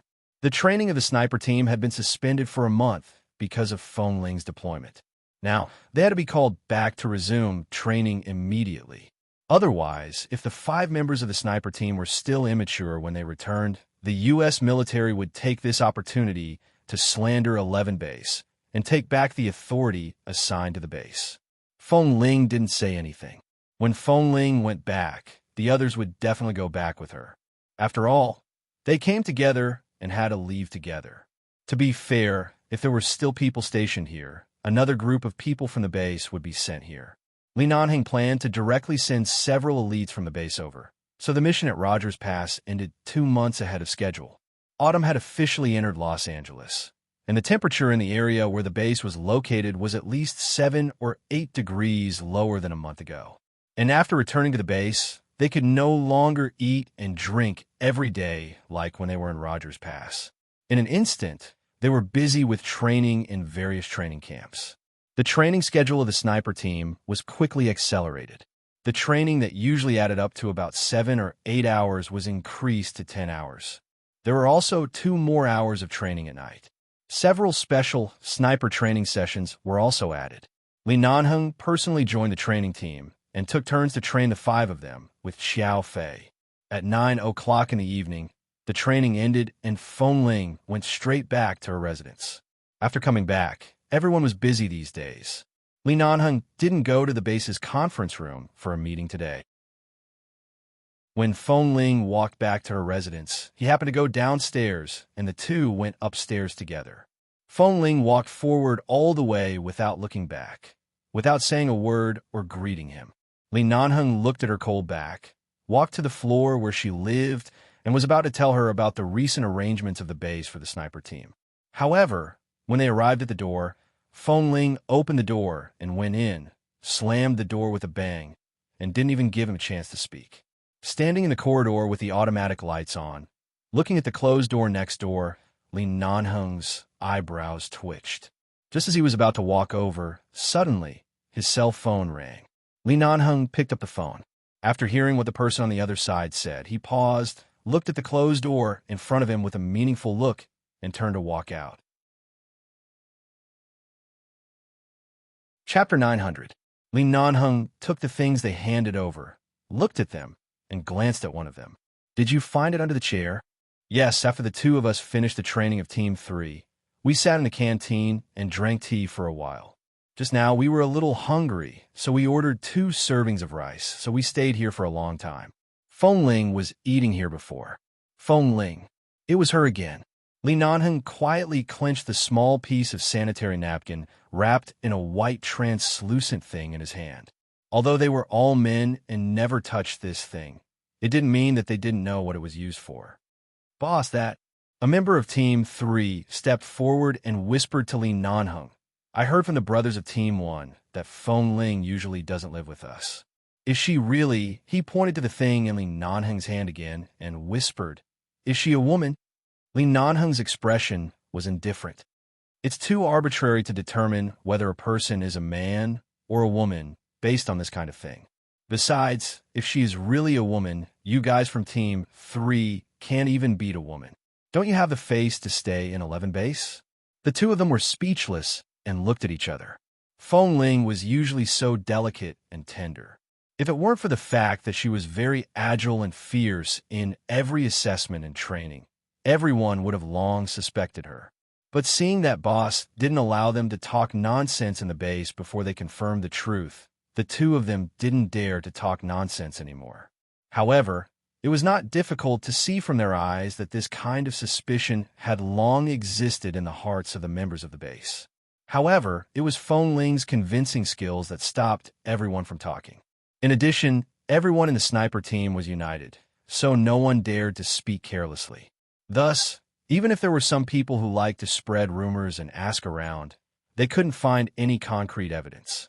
They could only spread a little bit like gossip, but it didn't affect the peace on the surface. Li Nanheng looked at the small piece of sanitary napkin in his hand again and was about to turn back. Suddenly, a voice came from the side. Oh, Boss Li, how did this thing? Hearing the movement behind him, Li Nanheng turned his eyes expressionlessly, only to see the only woman in the canteen, Auntie Jelly, who was already 45 years old, walking over anxiously. Looking at the things in his hand, she wanted to take them away, but she didn't dare to do so because the other party was Boss Li, so she didn't know whether to raise her hand or withdraw it. Li Nanheng glanced at her and frowned. Is this yours? Auntie Jelly nodded again and said with some embarrassment, I'm really old. I always do stupid things. Last month, I went out of the base and bought a bag of this stuff. I left it on the cabinet in the storage room in front of the cafeteria. It happened to be a few days ago, so I used it directly and put the rest in my pocket. Just now, when I came to clean the tables and chairs here, I didn't pay much attention and a piece fell out. Although I'm so old and my children are about the same age as you, it's still too embarrassing for you young men to see this. Boss Li, I'm really sorry. Auntie Jelly said as she walked over nervously and took the piece of sanitary napkin from Li Nanheng's open palm. After taking it, she took out a big bag of sanitary napkins from the canvas bag she was carrying. The men present looked at it and found that the small piece was the same as the one in her big bag. The color, style, and size were all the same. In front of them, Auntie Jelly put the small piece of sanitary napkin back into the big bag with embarrassment, which was neat and not awkward at all. Boss Li, I'm really sorry. I will pay attention to it in the future. I know that there are few women in 11 base. This thing may be like big news in the eyes of the young men. I will definitely put it away in the future. Auntie Jelly continued to apologize apologetically, and her eyes were full of guilt. Li Nanheng didn't say much, but just said lightly, "Well, put away your things. Auntie Jelly, as the only woman in the entire base, you'd better not misunderstand me." When he said this, his eyes were already looking at the two people from Team 3. The two men immediately understood what Boss meant. So this was just a misunderstanding? This thing belonged to Auntie Jelly? So it wasn't left here by Feng Ling at all? If that was really the case, then it was indeed a big mistake. The two hurriedly nodded and said with smiles, "It's a misunderstanding, a misunderstanding.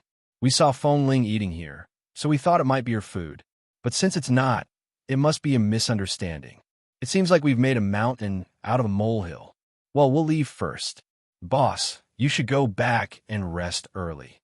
With that, the two men pushed each other and hurried out. When the two men left, Auntie Jelly nodded politely and respectfully to Li Nanheng, said a few words of apology, and turned to go back to work. Li Nanheng stood in the canteen of the base for a while without any movement. He just looked at the empty and dark training grounds outside the window, the lonely lights around the ground, and the night sky with only a few stars outside the window. These days after returning to the base, there were some strange images hovering in his mind every night. Some kisses, entanglements on the bed, and even some actions that only men and women would do on the bed. He thought it was just a dream, but it seemed like a dream. With such suspicions, he tried to ask Feng Ling about it for several days, but Feng Ling kept avoiding him. He heard that Auntie Jelly continued to clean up, and the cleaning machine and sterilizer were pushed out. This was the disinfection process that must be done in the canteen after dinner every day. Li Nanheng glanced at it, turned, and walked out. Seeing that Li Nanheng's tall figure had walked out of the canteen and into the night without looking back, Auntie Jelly immediately put down her hands on the two machines and looked forward for a long time. A few minutes later, after confirming that Boss Li had really left, she breathed a long sigh of relief and quickly picked up her cell phone to make a call. Feng Ling had just returned to her residence and was about to take a bath, but because of her period, she hesitated. It seemed that it was not convenient to take a bath today, so she could only wipe her body. Chapter 901. Little Phone. Auntie Jelly's voice came from the other end of the phone. She lowered her voice and whispered, "I was scared to death. I was almost discovered just now." Almost discovered what? Feng Ling wondered. "The 2 sanitary napkins I gave you. How could you be so careless? You left them in the canteen and were discovered by 2 guys in the base. Fortunately, I saw them when I came out. Otherwise, I don't know what would have happened." Feng Ling's calm expression froze. She frowned and searched her body. Sure enough, the sanitary napkins Auntie Jelly gave her were gone. When she was about 13.5 years old, about a few months after she entered the base, her period came for the first time. Since then, her period had been very accurate every month. At that time, she looked up some information on the internet and learned about the physical changes of girls during puberty. Then she took advantage of the weekends when she could leave the base to buy all kinds of sanitary napkins and secretly stored them. Because her period was very accurate every month, she remembered it and never made a mistake. But last month, probably because of the extreme weather on Rogers Pass, which affected all aspects of her body, this month's period actually came 5 days ahead of schedule. She was unprepared. When she was eating alone in the canteen in the evening, Auntie Jelly passed by behind. She got up and was about to pour water when she suddenly asked in a low voice in surprise, "Little Feng, why are you bleeding?" Feng Ling froze and looked back, only to see a small piece of blood overflowing from the back of her trousers on the chair. Although it was only a small piece, Auntie Jelly, who was also a woman, saw through her at that time. Feng Ling liked to go to the cafeteria to eat the food cooked by Auntie Jelly and would often help out in the cafeteria. Auntie Jelly had always liked her very much. When she heard that Feng Ling was an orphan, she always felt sorry for her and treated her as her godson. Therefore, after Feng Ling's explanation, Auntie Jelly agreed to help her hide the truth and gave her 2 menstrual pads. At that time, Feng Ling went directly into the bathroom to use one and put the other in her trouser pocket. She didn't notice it and went back to her seat to continue eating, but she accidentally dropped it on the ground. Who discovered it? A warning immediately popped up in Feng Ling's mind, and her eyelids twitched. It seems to be Team 3, but it's okay. I explained it to them. Anyway, I brought it to you. I took out my big bag and let them see that it was mine. I told them that I accidentally dropped it in the canteen when I was cleaning here. Auntie Jelly said with a smile, "But you must be careful in the future." Auntie Jelly said with a smile, "But you must be careful in the future.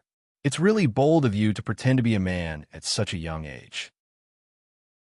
I can help you today, but I may not be able to continue to help you in the future.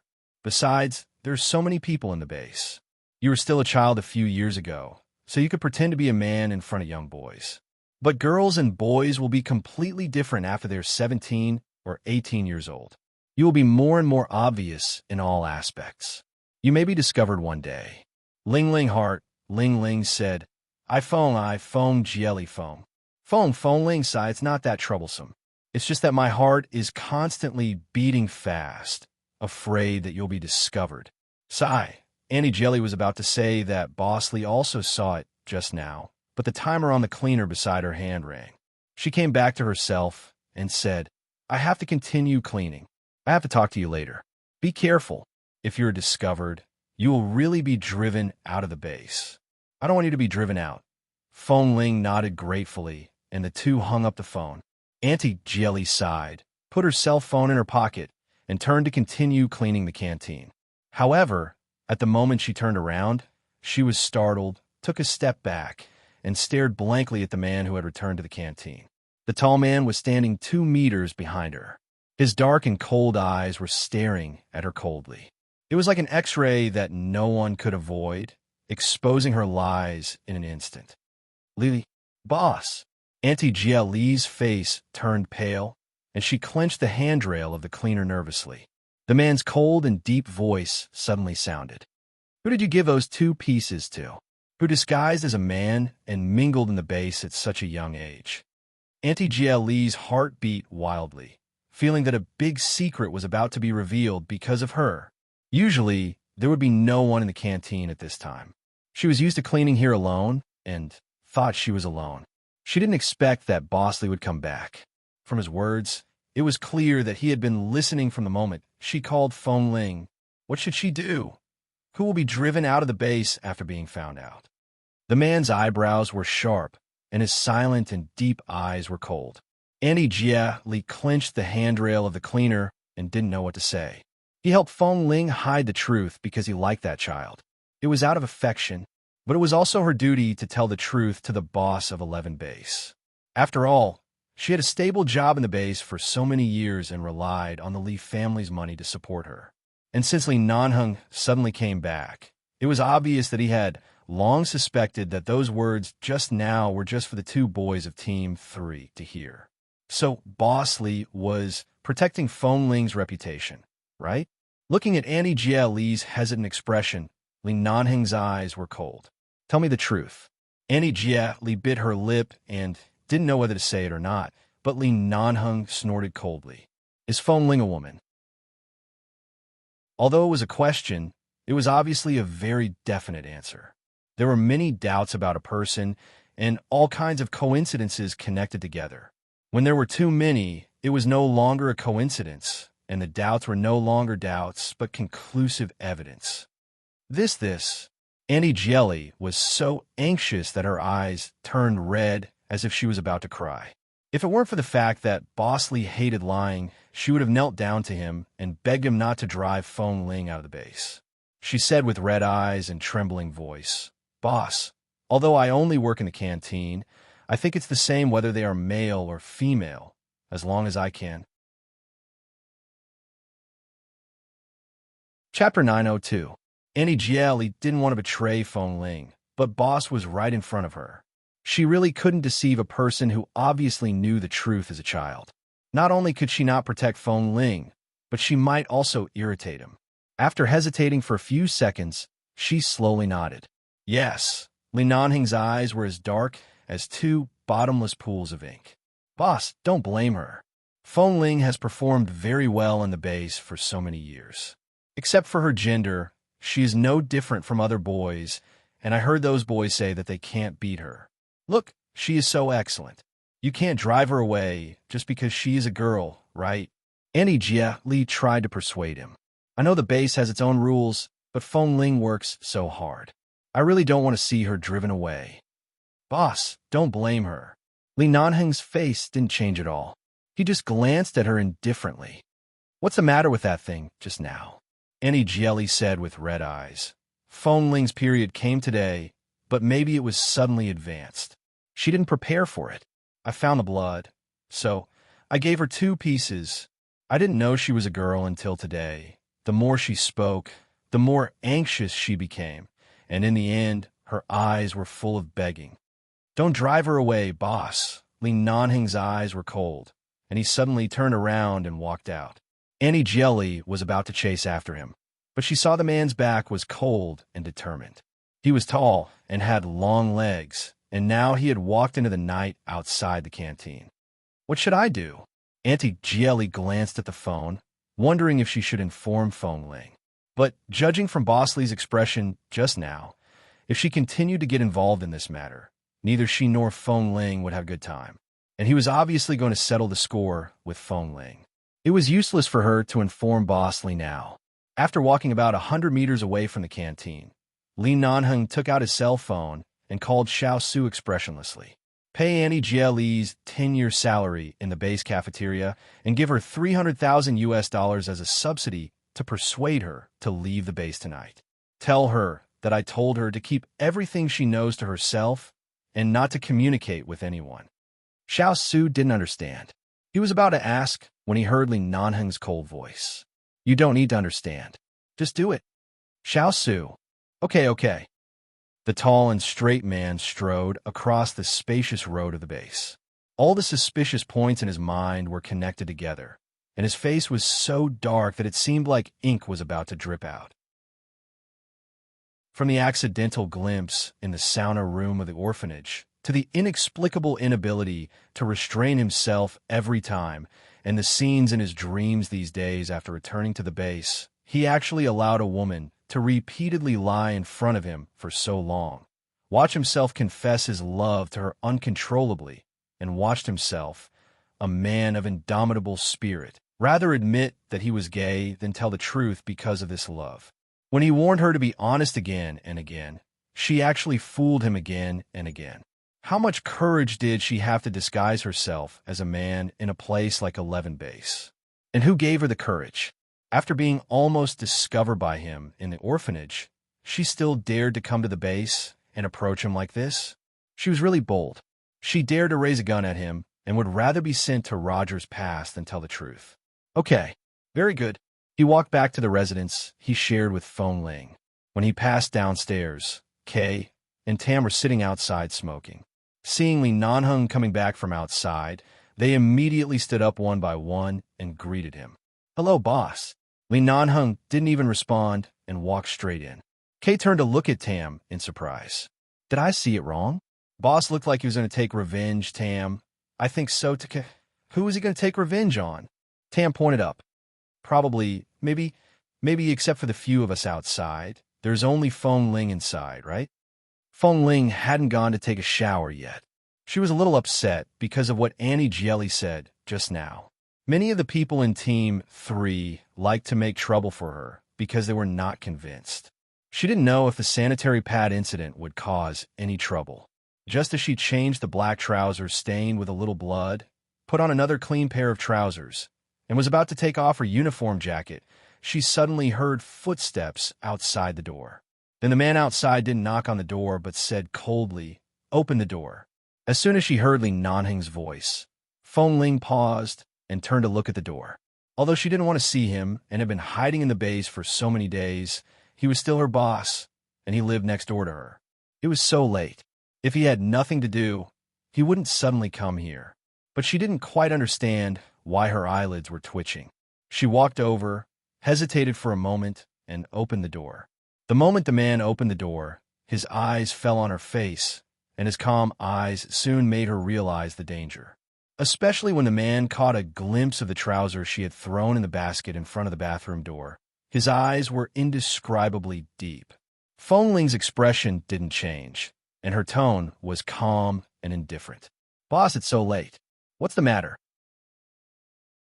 Li Nanheng didn't know how strong his willpower was to restrain his urge to strip her and said, "Go to my room and sort out the recent information on the computer.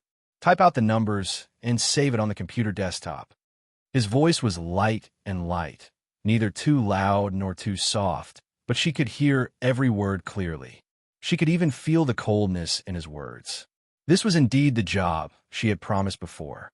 Feng Ling didn't suspect anything, walked out of her room, and walked quickly to the next door. After Feng Ling walked out, Li Nanheng stood in front of the door, looked at the room that was still clean and simple without any trace of a woman, and walked in. He walked to the bed and glanced at the black suitcase under the bed. He had seen her put this suitcase under the bed more than once. It was the same when they were on the snow mountain. A dream that he was not sure about suddenly popped up in his mind. It was so bizarre that he could not figure it out. In the dream, he seemed to have bitten a piece of cloth that was wrapped around her chest and bit it open. What was that strip of cloth? The man's eyes narrowed coldly, and he suddenly kicked the suitcase out from under the bed. Chapter 903. The suitcase was opened. A few clean and flat white breast wrappings were placed in the middle compartment of the suitcase. All the answers were completely revealed, and there was no longer any possibility of concealment. Li Nanheng looked at those things indifferently, bent down, picked up the strips of cloth, looked at them briefly, put them back calmly, closed the suitcase, and pushed it back under the bed.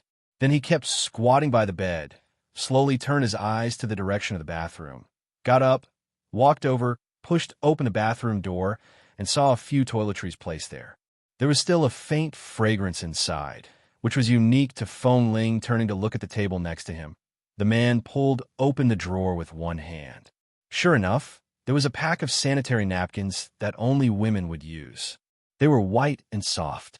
Lying inside, it was as if the huge truth that had been hidden for many years had come crashing down on him. So, it was really a woman. Next door, Feng Ling turned on the computer and quickly sorted out the documents. At the same time, she looked back. She didn't close the door, thinking that Li Nanheng would come with her. But it had been a few minutes, but he hadn't come yet. Could it be that he had been waiting in her room? With a loud bang, a clap of thunder across the sky pierced the sky, and a flash appeared and then disappeared.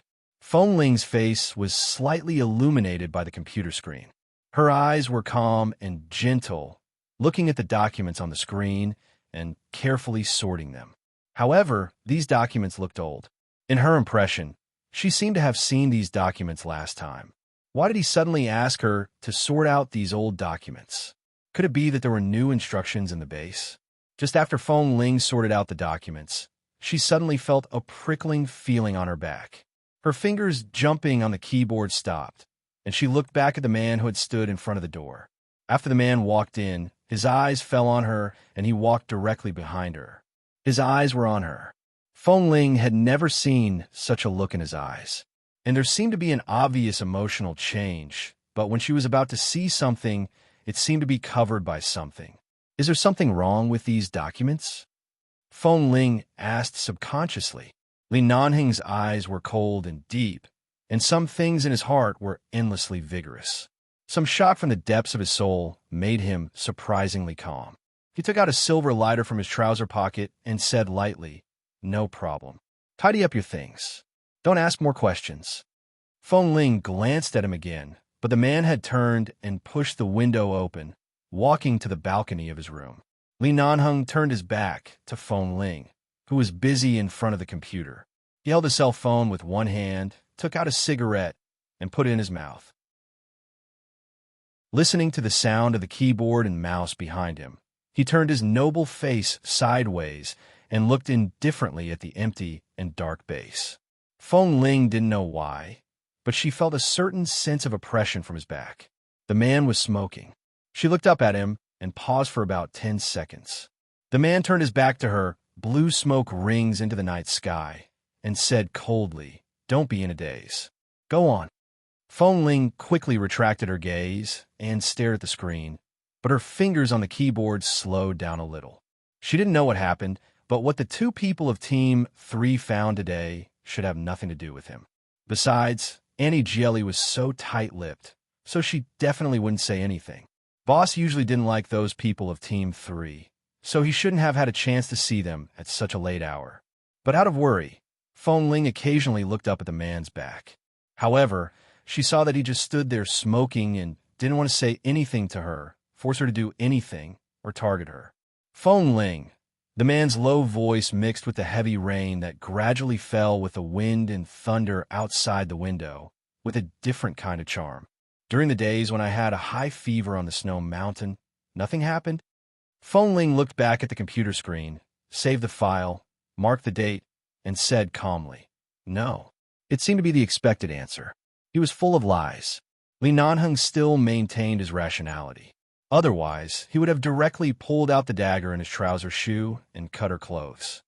I suddenly remembered that the computer is full of old files from some time ago, and the new files will not be sent to the mailbox until tomorrow morning. The man said seriously, "Put it there. Don't sort out." Suddenly remembered, Feng Ling stopped and looked coldly at the man on the balcony. "Boss, you are really forgetful." Hearing this, Li Nanheng turned his eyes and said slowly, "What else did I forget? Why don't you remind me? Maybe if you remind me a few more times, I'll be able to remember what I should remember." "No," Feng Ling said with a straight face. "Boss, I guess you were too busy. It is normal for you to remember the wrong time. After all, you are the boss. Even if you ask me to take out the files from a year ago and reorganize them, I won't have any complaints." At this point, she continued, "So, can I go back now?" Li Nanheng put out the cigarette, but in his hand, and said indifferently, "Go back." So simple. It seemed that nothing had happened. Feng Ling felt a little nervous and instantly relaxed. But did he really ask her to come over to sort out the old files in the evening just because he forgot? Feng Ling felt that she really didn't pay enough attention to Boss Li's thoughts. Usually, she didn't deliberately guess his thoughts, and now she couldn't understand him. "It's raining outside. Remember to close the doors and windows." Li Nanheng looked at the rain outside the balcony and said coldly, "It's almost winter. Don't wear too little." Hearing this, Feng Ling turned her eyes to him, but all she could see was the man's back. However, his words were more or less pleasant to hear. She nodded and left. However, after returning to her room, she looked at the things under the bed and everywhere around her. There were no changes that shouldn't have been there. It was raining heavily. This should be the last rain before winter this year. The wind was biting and cold, but compared with the cold wind on Rogers Pass, it was not worth mentioning at all. Chapter 904. No one could see Li Nanheng's expression at this time. The rain seemed to be peeping at some unpredictable secrets. It fell on the window quietly as if it didn't exist, but because of the light in the room, it shone brightly. The man's eyes under his black hair were as deep as the sea. From the moment he learned the truth until now, a certain rhythm in his heart that had been unable to calm down had still not calmed down and was still beating at an uncontrollable speed. Even his breathing was a bit agitated. It turned out to be her, the bold little girl who jumped into his bathtub when he was an orphan and dared to get rid of their people and cars in a jungle when he was tracking her. She successfully escaped from the jungle and even left a provocative signal on the other side of the river. He knew that all kinds of coincidences couldn't be just a coincidence, but she was so fast and fierce that she didn't look like a girl at all. A thin little boy just wanted to stay in the base, and he didn't need too much care and attention. But as time went by, even he didn't know when he began to be attracted to her. The light in the window next door was dim, but a few minutes later, the curtains were suddenly drawn. The people inside couldn't be seen, but in the blurry light on the curtains, he could see the boy.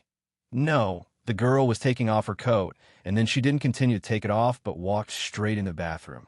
Seeing this scene, Li Nanheng suddenly touched the corner of his mouth with the tip of his tongue, and no one could understand the emotions in his eyes. Only the unlit cigarette that was crushed in his hand could feel his impulse to strangle someone at any time. The base archives room. The door was suddenly opened, and the member who was on duty in the archives room woke up with a start. He stood up abruptly by the small window and saw that the person who came was Bosley. He immediately came up in surprise. Bosley." The tall man held a black umbrella in his hand, and the umbrella was dripping water. After entering the door, he said directly, "Give me the information of Feng Ling in the sniper team, including the information when she entered the base and the updated level information every year."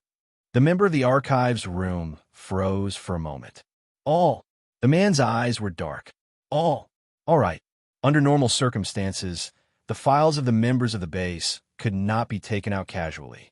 However, since the person who came was Bosley, it was a different story. In any case, Bosley was in charge of the sniper team. It was likely that he had something to do. It was likely that he wanted to raise Feng Ling's training level. Not long after, with the information in hand, the man put the information into a waterproof file bag, turned around, and walked out of the archive room with a black umbrella. After returning to his residence, Li Nanheng lit another cigarette, but still did not smoke it. He threw the cigarette box on a stack of files in front of him and looked at the photos of Feng Ling in the base for several years. As the fair-skinned youth gradually grew up and matured, even the outline of the 2-inch color photo could clearly see the obvious changes in him. Other men's faces gradually became more defined as they grew into adulthood, but Feng Ling's cheeks were more and more similar to a woman's oval face. The curve was gentle and smooth, and although there was a heroic aura that other women did not have, she was clearly a woman. As the smoke lingered between his fingers, Li Nanheng looked at the photos on the files, and his eyes became darker and darker. He had been thrown into the base to train since he was a child. For so many years, in this 11 base, there was a person that he felt he couldn't handle. The kind of person that he couldn't handle was not because he could let her carry out devil training at night at will, nor could he control the difficulty of her mission and life and death at will, but that person's heart. Li Nanheng pressed the cigarette into the ashtray, picked up the stack of files, and read page by page. His eyes were calm and emotionless, but there was a layer of mist in them. He was indifferent and calm, but he did not lose the dominance of a superior. Li Nanheng thought that although he was the person in charge of the base, he did not have a strong desire to control. As long as the base members under his command could meet his requirements, it would be fine. But for such a Feng Ling, he found that he had a deep desire to control her. He wanted to firmly tie her to his side. She must cry because of him, and she must laugh because of him. He was so frustrated that he thought he was gay. As a result, damn it, Feng Ling was a woman. Li Nanheng leaned back in his chair, holding the stack of documents with one hand. He threw all the documents into the drawer by his hand and pressed the other things on top. His movements were elegant but obvious. He locked the drawer and threw the key into the trash can by the door. When he looked at the trash can, his mind reflected the pair of silicone breasts in it when he came back from the bar. He knew that the feeling he felt at that time couldn't be more real. No matter how fake it was, it couldn't be so real that he, a man, could not feel it. He should have known how tight-lipped Feng Ling, this dishonest guy, was. If someone else told her a secret, she would definitely guard it to the death and not spread it, let alone her own secret. It was such a big secret again. Feng Ling got up early the next day. After returning to the base, she was used to getting up early so that she could avoid Li Nanheng. However, when she opened the door and was about to leave, she suddenly bumped into the man who also came out of the next door. However, the man did not look at her because there was a water room on this floor. The drinkable water they usually use to make tea or coffee was there. The man held a transparent glass in his hand and walked straight in front of her without looking back. Feng Ling did not look at him, but walked out quickly. When she turned the corner of the stairs, she paused for a moment and quickly turned to go downstairs. When a man walked into the water room, although he did not look in that direction, he saw Feng Ling pause there and quickly turned her head as if she wanted to pretend that she didn't care. Li Nanheng slowly curved his lips, and there was a trace of gentleness between his cold brows. The game began. Once, a mouse put on a cat's skin and swaggered through the market. Now it was time for the cat and mouse game. Morning training. Because of the heavy rain last night, the temperature suddenly dropped a lot today, and the air was cold. Feng Ling's usual training state was similar to today's, but because her period came early, she felt a dull pain in her stomach. Sure enough, she caught a cold when she was in Rogers Pass. It would take her a while to recuperate. Chapter 905. Feng Ling shook her head. I'm fine. My stomach doesn't feel well. Xiao Fei looked at her carefully and then at her expression.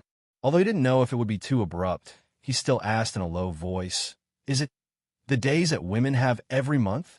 Feng Ling immediately took a look at him. As a grown man, he knew a lot. Although she didn't want to say this kind of thing, she still nodded. But it's okay. Just train as usual. Now the sniper team was strengthening their training every day. Although the weather was cold, they couldn't easily stop or rest.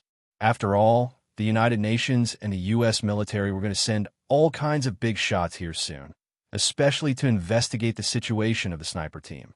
Can you hold on? Yes. Okay, I'll just practice shooting today. Don't do other movements. Don't move too much. It seemed that she didn't intend to delay the training because of this kind of thing. Although Xiao Fei wanted to ask her to rest now, he looked back and saw the other four were still practicing. So he had to continue to let her practice and only occasionally handed her a cup of hot water during the break. She went to the canteen at noon.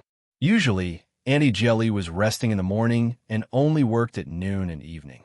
Feng Ling wanted to thank her for what happened last night, but when she arrived at the canteen, she learned that Auntie Jelly suddenly resigned last night and left the base overnight. Resigned? Was it because of her? Was it because Auntie Jelly wanted to keep this secret for her? But because she was an honest person, she simply left the base for fear that she would cause trouble if she let it slip? Auntie Jelly had been living well on the base. If her secret hadn't been accidentally discovered by Auntie Jelly, how could things have developed to this point? Feng Ling couldn't eat much for lunch. She kept thinking about this matter. While others were still eating, she got up and went out to call Auntie Jelly. But after getting through, Auntie Jelly said that her phone had been turned off. Feng Ling was not reconciled. She was afraid that Auntie Jelly left because of something else, so she went back to the canteen to ask other staff and chefs, but no one could tell her the reason. They only said that Auntie Jelly packed up and left last night.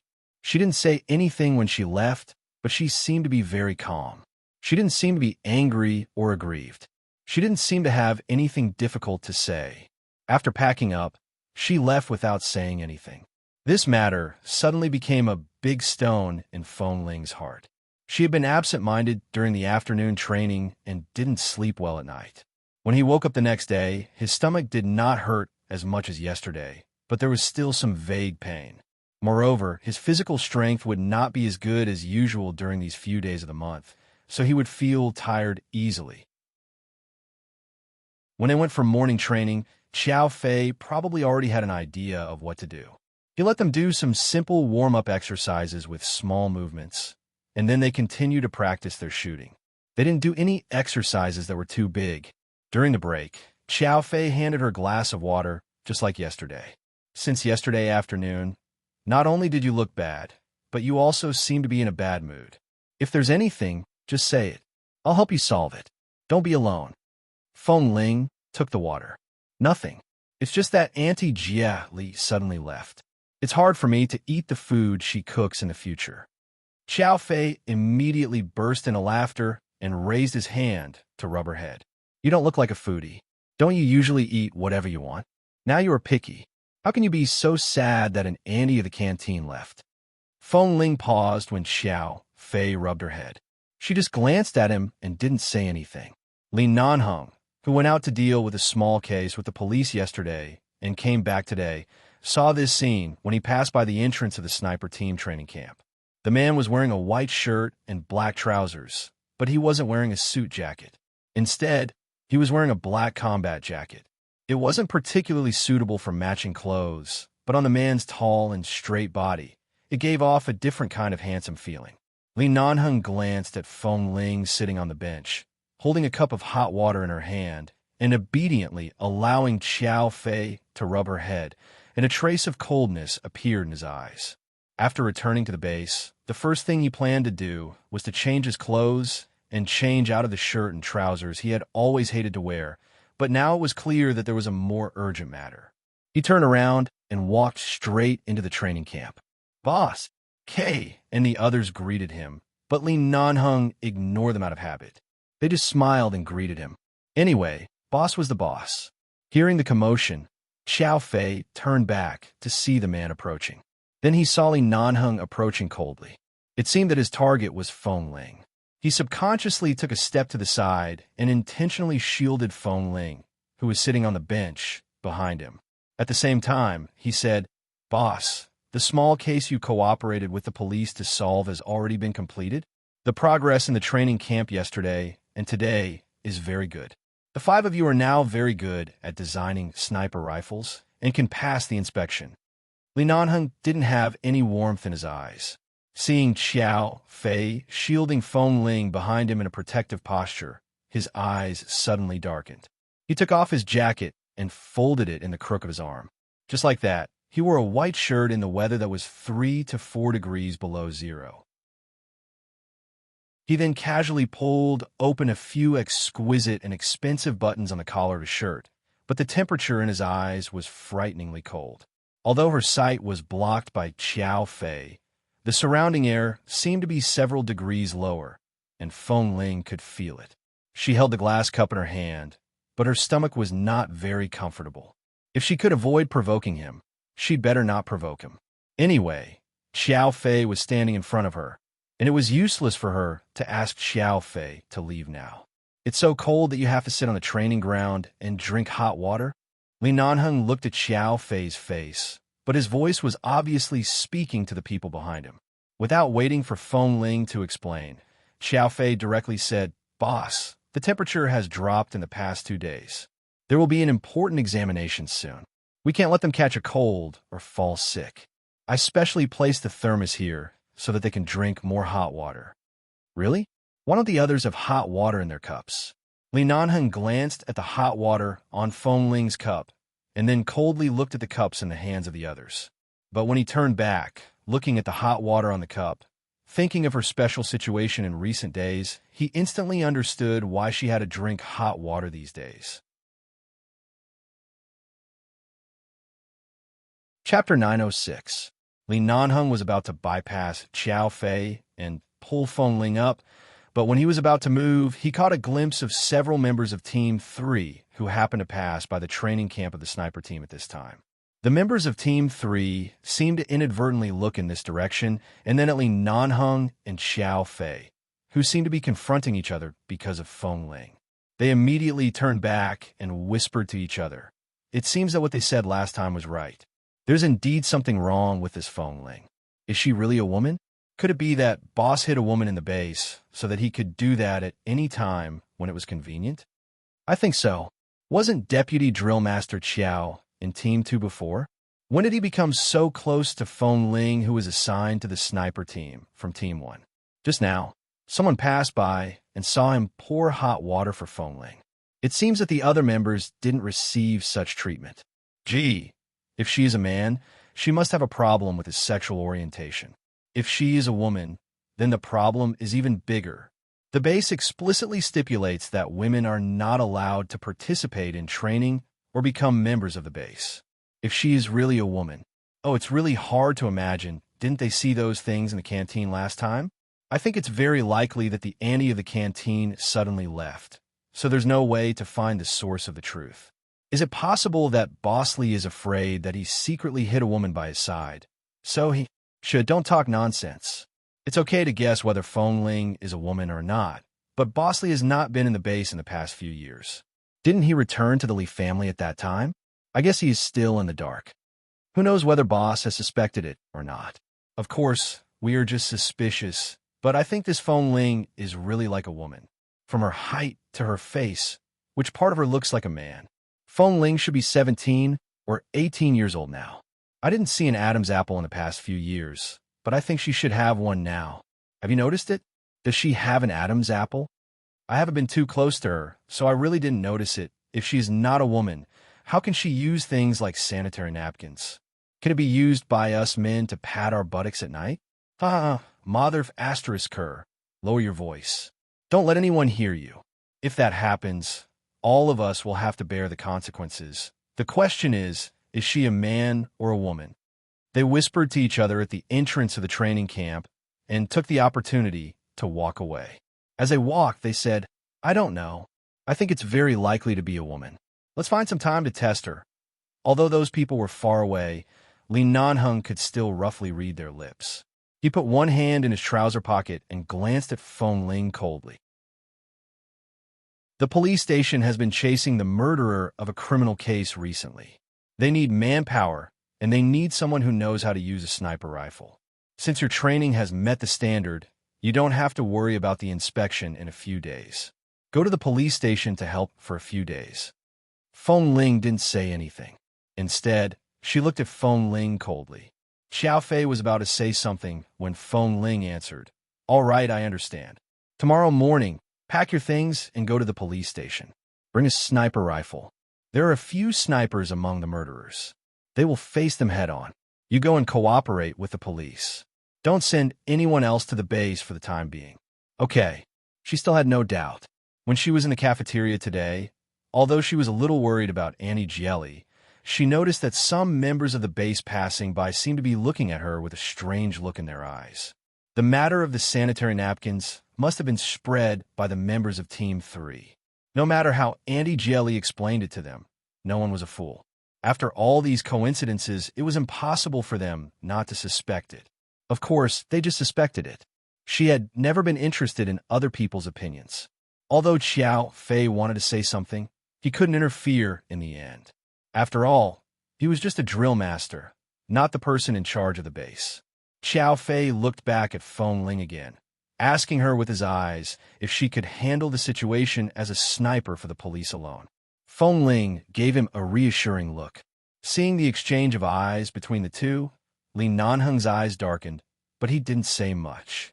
When he turned back expressionlessly, he looked coldly in the direction in which the members of Team 3 left, and said in a voice as cold as ice, Leave tomorrow morning. The team allows you to go back to pack your things and report to the police station. You can skip the evening training. Feng Ling was really worried about continuing the training at night because of her stomach discomfort. She was afraid that she couldn't hold on or that her menstrual blood would flow more and more because of physical overdraft and excessive exercise. Xiao Fei was too protective of her. At this time, he couldn't be too obvious, so he couldn't let her rest, but he didn't expect that Li Nanheng would suddenly exempt her from the evening training. Did Boss Li attach great importance to this matter in the police station? The cold-blooded maniac who had always been extremely demanding on her body would ask her to end her training in advance one day? Feng Ling stood up with a cup of hot water in her hand. I see, boss. Li Nanheng didn't look back, but walked straight out. His back was indifferent, as if he suddenly walked into the training camp, just now not for anyone, but to deliver a mission order. That was all. While boss was gone, Xiao Fei said in a low voice, That's good. You can also save 2 or 3 days of training. The intensity of the mission outside is not as high as now, but you must pay attention to safety. Besides, in the past 2 days, there were a lot of rumors about Feng Ling in the base. Many people paid special attention to her, standing in the corner and deliberately looking at her. When standing in the eye of the storm, it was better to leave the base for a few days. When this group of people stopped talking about these irrelevant topics, they would gradually calm down. After all, they were all men, and they wouldn't take it seriously. Feng Ling handed the hot water cup in her hand back to him. I'll go back to pack my things first. Deputy Drill Master Xiao, thank you for the hot water. Xiao Fei took the cup. Just now, she just held the cup in her hand and hadn't had time to take a sip. He nodded and didn't say much. Feng Ling left directly. Xiao Fei turned to look at the direction in which Feng Ling left quickly, and then glanced at the direction in which Boss Li had gone far away, thinking. Chapter 907. However, he didn't say anything. Now that he had sent Feng Ling out at the most appropriate time, it was equivalent to letting her take this opportunity to avoid all the gossip. Could it be that not only did Boss Li not intend to chase her away, but he was also secretly protecting her? However, she felt that it was unlikely. The Li family had always been very strict with many rules and regulations in the base, and the few old masters of the Lee family were even more strict with men than women. If the few old masters of the Lee family found out about this, the base would definitely be blown up by them. Given Boss Lee's rational mind, he probably wouldn't take such a huge risk to protect Feng Ling. Besides, rumors were spreading everywhere now. However, if he wasn't protecting her, it was clearly just a small task for the police, but Feng Ling was sent out alone. Early the next morning, Feng Ling carried her sniper rifle and left the base to head to the Los Angeles police headquarters to help. The task of encircling and annihilating the criminals this time was very simple. She only needed to shoot the criminal leader in the window of the opposite building at the top of a 60-story building at the mission location. The only test was her marksmanship, accuracy, and proficiency in using a sniper rifle. Because the police informant would take the risk to lure the criminal to the appropriate location from the window of the opposite building, she could only succeed and not fail. Otherwise, many police officers would die for this. The police officers didn't particularly trust her marksmanship, but after all, she was sent by 11 base, so they could only take the risk and cooperate with her. However, the final result was that Feng Ling had completed her mission extremely well. She had fired a sniper shot into the building across the street from over 300 meters away, blowing up the back of the head of the criminal leader. Then, she had followed up with a shot to blow up the head of the most capable helper beside him, saving the police a lot of trouble. After 2 shots, she ended the mission. Feng Ling put away her gun and left directly without saying anything to anyone. However, just as she was about to return to 11 base, Xiao Su suddenly called her and said that the base would be hosting the VIPs in a few days, and there were still some things that needed to be prepared. He wanted to give her a list so that she could go buy the things after completing the mission outside and return to the base after she was done. After receiving the list from Xiao Su, Feng Ling saw that there were so many things on the list. Furthermore, she couldn't just buy all of them in Los Angeles. She still had to drive to the neighboring cities to buy them. Calculating the time, even if she bought all of them as quickly as possible, it would take at least 2 to 3 days. Why did it suddenly feel so good? Her stomach had been feeling unwell for the past 2 days, and she didn't want to go back to the base to feel the gazes of so many people. Feng Ling smiled and walked back to the car with the list in hand. She threw the gun in the car, got into the car, and drove to the first stop. In a large shopping mall in Los Angeles, there was a food and seasoning area on the first floor of the mall. Feng Ling walked in, and with a good sense of direction, headed straight for the place where she wanted to buy the seasonings. She asked for 20 kilograms of seasonings from a shop assistant. This was what the base used to entertain distinguished guests when making certain luxurious dishes. It was said that this seasonings was called mi-si. Very few people had eaten it before, and very few people knew what it was. The taste of this thing was very special, and generally, only very rich and tasteful chefs would buy it. Or perhaps, some countries would add this mi-si seasonings to certain dishes when entertaining distinguished guests, and the taste would be very delicious. However, the amount required at one time was too large, and it couldn't be bought in ordinary places. She had to buy it here. Moreover, this shop seemed to only prepare 20 kilograms of it every day. If she wanted more, she could only wait until the next day. After Feng Ling told the staff what she wanted, the staff nodded and went in. She waited outside. After about 10 minutes, she smelled a very light and elegant perfume approaching. She turned around and saw a young woman with a slim figure wearing sunglasses walking past. Feng Ling didn't know much about the brands and bags that women wore. She only saw an H on the bag and AJ on the shoes on her feet. She didn't see the other letters clearly, but it looked like they were expensive. Also, she vaguely felt that she had seen this woman somewhere before, but she couldn't remember clearly. The staff inside was just about to take out the 20 kilograms of seasonings for Feng Ling when she suddenly saw the woman walking in. She quickly walked up and asked. She didn't know what the woman said, but the staff hesitated for a moment before turning around and going back into the warehouse. After a while, she came out and said politely, "Miss Feng, this is the 20 kilograms of mi-si you wanted. It should be enough for the top chef you hired."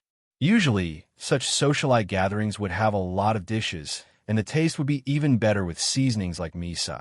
Miss Feng, I didn't expect you to know about these things. Feng Ling stood at the side and glanced. At first, when the staff called her Miss Feng, she thought that he was calling her. She was wondering how this person knew that she was a woman. In the end, it was the person next to her. Feng Ling walked over. I'm sorry, but isn't there a limit of 20 kilograms of this seasoning here every day? If I remember correctly, I was the one who came first. Also, when you went to the back to take out the things, you were about to give them to me. What's the meaning of this now? You're being interrupted halfway? Her tone sounded gentle and calm, but her eyes clearly showed that she didn't intend to let the staff make the decision on their own. The staff was stunned for a moment, then turned to look at the so-called Miss Feng beside her. She was instantly put in a difficult position and said to Feng Ling in a low voice, I'm sorry. Miss Feng is the eldest daughter of the Feng family. She has a VIP status in our mall. Besides, it's already very eye-catching for such a young lady to appear in such a gourmet seasoning area. If we offend her, we won't have an easy time. So, please wait for another day. Feng Ling smiled, but there was no warmth in her eyes. I can understand you, but I believe that your mall understands the rules of first come, first served. Even if she's the first lady, she should abide by the rules. The staff was in a difficult position for a moment. Only then did Miss Feng turn around and glance at Feng Ling. Then, she took off the sunglasses on her face and sized Feng Ling up from head to toe. Then, she asked in confusion, Have I seen you somewhere before? After Miss Feng took off her sunglasses, Feng Ling saw her face clearly. When she heard her words, she finally remembered. That time in the hospital, when Madame Feng and Qin Shu were in her ward, the eldest daughter of the Feng family, Feng Mingzhu, had also come in once.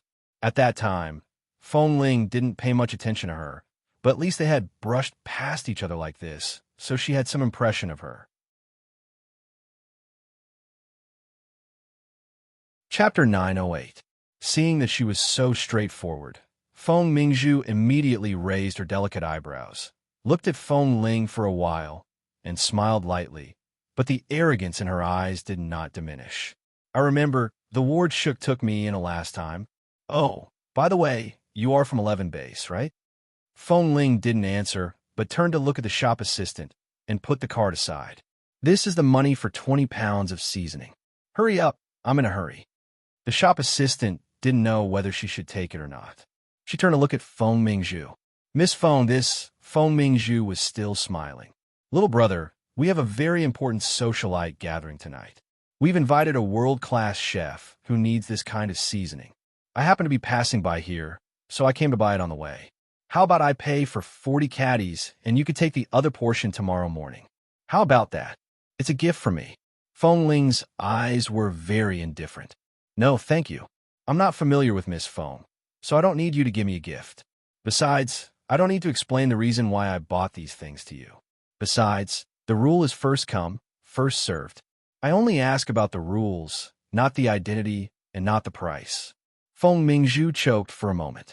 Her pride from a young age had made her used to looking at others with a charitable gaze. After all, there was nothing in this world that couldn't be solved with money. She was already very polite, but this brat's temper was very stubborn. He didn't even give her face. He had heard from Qin Shuk that she seemed to like him. He had such a bad temper and wore a black combat uniform all day long. What kind of taste did Qin Shuk have? But her combat uniform. Feng Mingzhu's eyes paused, and then she maintained an elegant smile. Is it convenient for us to talk in private? No, it's not convenient. Feng Ling didn't intend to pay more attention to him. The shop assistant felt embarrassed. She felt that this young man's temper was not to be trifled with. Although he was very handsome and beautiful, he shouldn't be a person who would give up easily. And Miss Feng couldn't be provoked, so she decided to let the two of them discuss it. So the shop assistant quickly turned back to the warehouse, leaving a space for them to talk. Seeing that there was no one else around, Feng Mingzhu put the sunglasses in her hand in her bag, looked at Feng Ling, and said softly, You are Nanhang's subordinate. You came out to buy these things because 11 base needs them, but we can't casually tell others about what happened in the base, right? Feng Qi didn't have any intention of chatting with her, But this Miss Feng seemed to be implying something. She turned to look at Feng Mingzhu. Since Miss Feng knows about 11 base, I won't say any more nonsense. Of course, I know 11 base.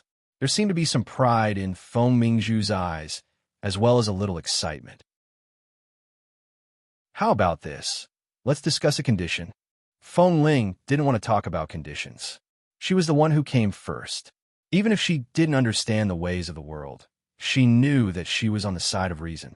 Why should she talk about conditions? Feng Mingzhu continued to say, as long as you can take me into your 11 base, I will give you these seasonings. It seems that you were sent out to purchase, right? If the purchasing mission is delayed, will affect you? My conditions are not difficult. Just bring me back to your base. Feng Ling swallowed the word impossible that was on the tip of her tongue and said in a calmer tone, sorry, Miss Feng, 11 base has a clear rule that outsiders are not allowed to enter at will. Don't you know that I am not an outsider? I am Li Nanheng's fiancé.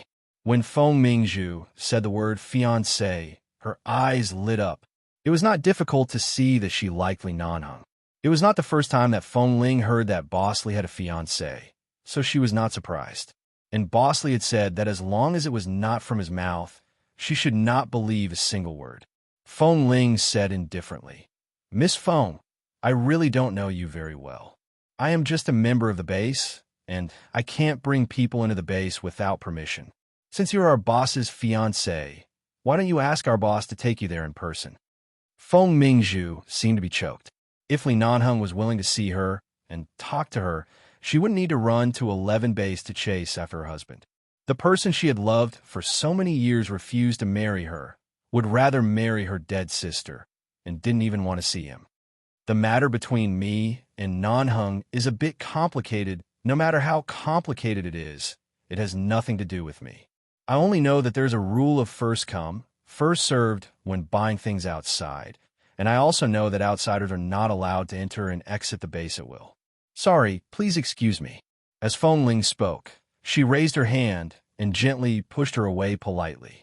Then she bent down to pick up the bag of 10 kilograms of seasoning on the ground and turned to take it aside, determined that she must take this thing away and would not give it away.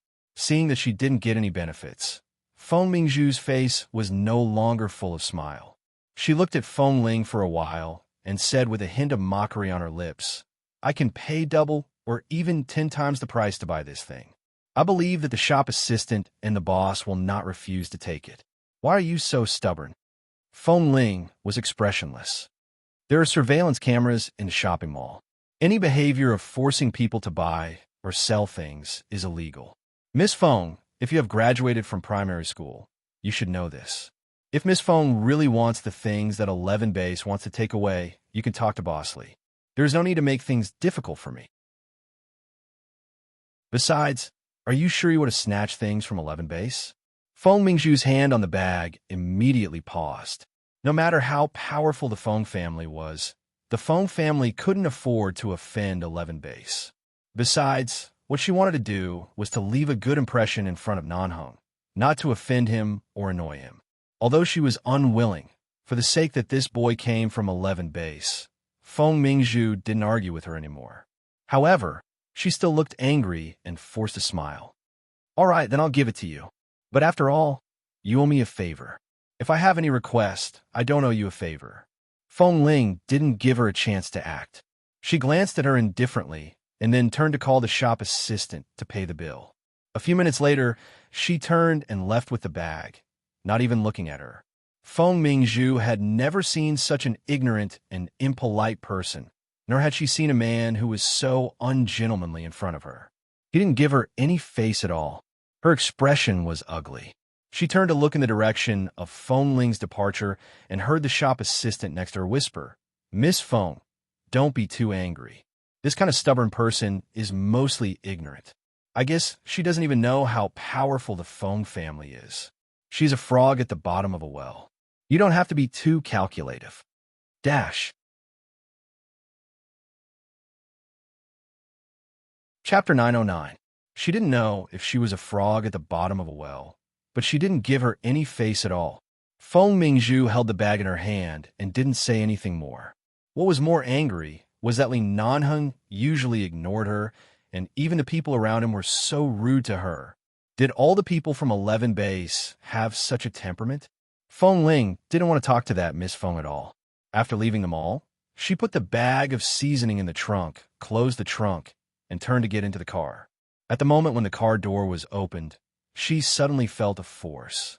Feng Ling paused and turned her eyes expressionlessly, only to see that Feng Mingzhu, who had just pestered her in the basement of the mall, also came out.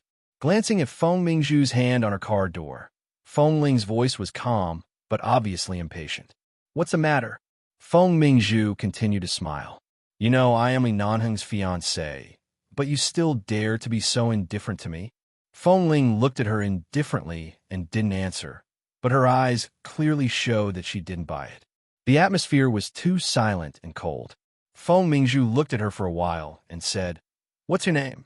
Feng Ling didn't intend to hide it, nor did she feel guilty. "Miss Feng, if you feel wronged, you can report my name at any time, so that when I go out to work in the future, Boss Lee can also tell me in advance to take care of you when I meet you outside, but Boss Lee has never mentioned your name before.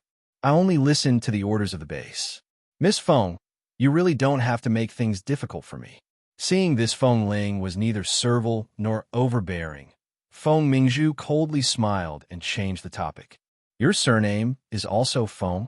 "Yes, unfortunately, my surname is also Feng." Feng Mingzhu's smile became even colder. In the Chinese circle in Los Angeles, there aren't many people with the surname Feng. This is fate. Maybe our ancestors were a family for hundreds of years. Just help your family. Can you take me back to the base? Take your hand away. Feng Ling didn't look at her anymore and opened the car door. When she saw that she was about to push the car door, the impatience in her eyes became more obvious, and the simple words carried a warning. The Feng family also has a close relationship with the American military. We're all together. Even if we enter the base, it won't affect us. Besides, my relationship with your boss. Before she could finish speaking, the car door in front of her suddenly opened. Feng Mingzhu's wrist was almost broken by the force. The pain caused her face to pale. She stared in disbelief at Feng Ling, who had already opened the car door expressionlessly and sat in the driver's seat.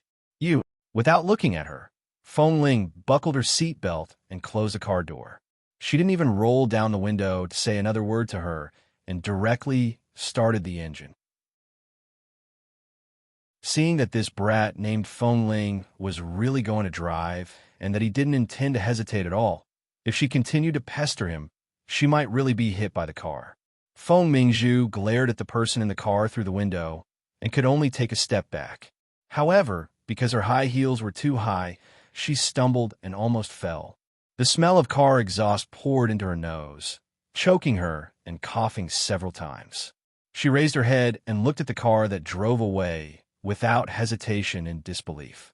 She was so angry that she smashed the bag in her hand hard on the ground. Feng Ling drove the car away and continued to the next stop. There were many things to buy, and she didn't want to waste time.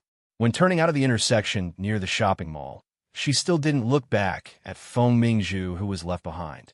But she had heard from Kay that some women were particularly delicate or liked to put on airs. Perhaps this Miss Feng was one of them. Sure enough, women were troublesome. Since she was a child, she had never been in a circle with too many women. The number of women she had met could be counted with 10 fingers. But so far, the most wonderful women she had seen were that Qin Shuk and this Miss Feng. One was innocent and clingy, and the other was noble and arrogant and born with the temper of a rich lady. She was so arrogant that people instinctively wanted to kick her in the face. If she had to pretend to live like this every day after becoming a woman, she might as well cut off the 2 lumps of flesh on her chest. Feng Ling stepped hard on the accelerator and drove the car out of Feng Mingzhu's sight. At night, the Feng family. After attending the socialite party, Feng Mingzhu returned to the Feng family's villa. She was a little tipsy, but when she entered the door, she saw 2 white rabbit-shaped lanterns hanging in front of the main gate of the Feng family's house every year on this day. As soon as she saw the white rabbit-shaped lanterns, her heart was instantly filled with anger. With the anger she had suffered outside this afternoon, she ignored the housekeeper who came out to greet her and quickly walked into the door. Sure enough, When she pushed the door open, she saw that Qin Xiu, who usually didn't come out of her room when she came home, was kneeling in front of the Bodhisattva in the hall. "Mom, it's been so many years. Why are you still like this?" Feng Mingzhu angrily threw her bag on the table next to her, making a loud noise. "It's been almost 20 years. How long do you want to pay tribute to her? My sister has only lived in this world for a year. Our fate as mother and daughter is so shallow. Do you have to let me live in the shadow because of her? Do you have to let everyone know that I still have a dead sister? Ever since I was sensible, I knew that I had a dead sister, but I didn't even know what she looked like. I never thought she existed, but every year you have to remind the family that her." Mingzhu, Grandmother Feng and Grandfather Feng had just walked downstairs when they heard her voice. "Do you know what date it is today? You drank some wine outside and came back shouting. What do you look like? I really can't take it anymore. I was originally happy outside, but the moment I came home, I saw the white lantern hanging at the door. She has been dead for almost 20 years, but every year on this day, I have to hang a white lantern. I feel so scared." "What are you talking about? That lantern was the year your sister was born. Every time she cried in her swaddling clothes, your grandmother and I would use this kind of little rabbit lantern to coax her. Every time she saw the little rabbit lantern, she would smile. The rabbit lantern is all white. It's not the scary white lantern you're talking about. As a sister, you've been complaining for so many years." Grandfather Feng's face darkened. Chapter 9:10. Can I complain? She's been dead for so many years, and Mom has been depressed for so many years because of her. She doesn't even go out of her room. As long as she comes out, she will kneel in front of Bodhisattva and pray for blessings.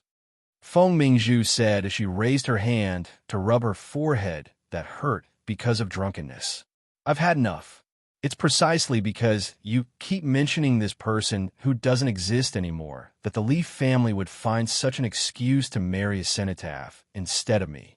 I've already been humiliated by the Leaf family, but you still want to hold a memorial ceremony for her at this time."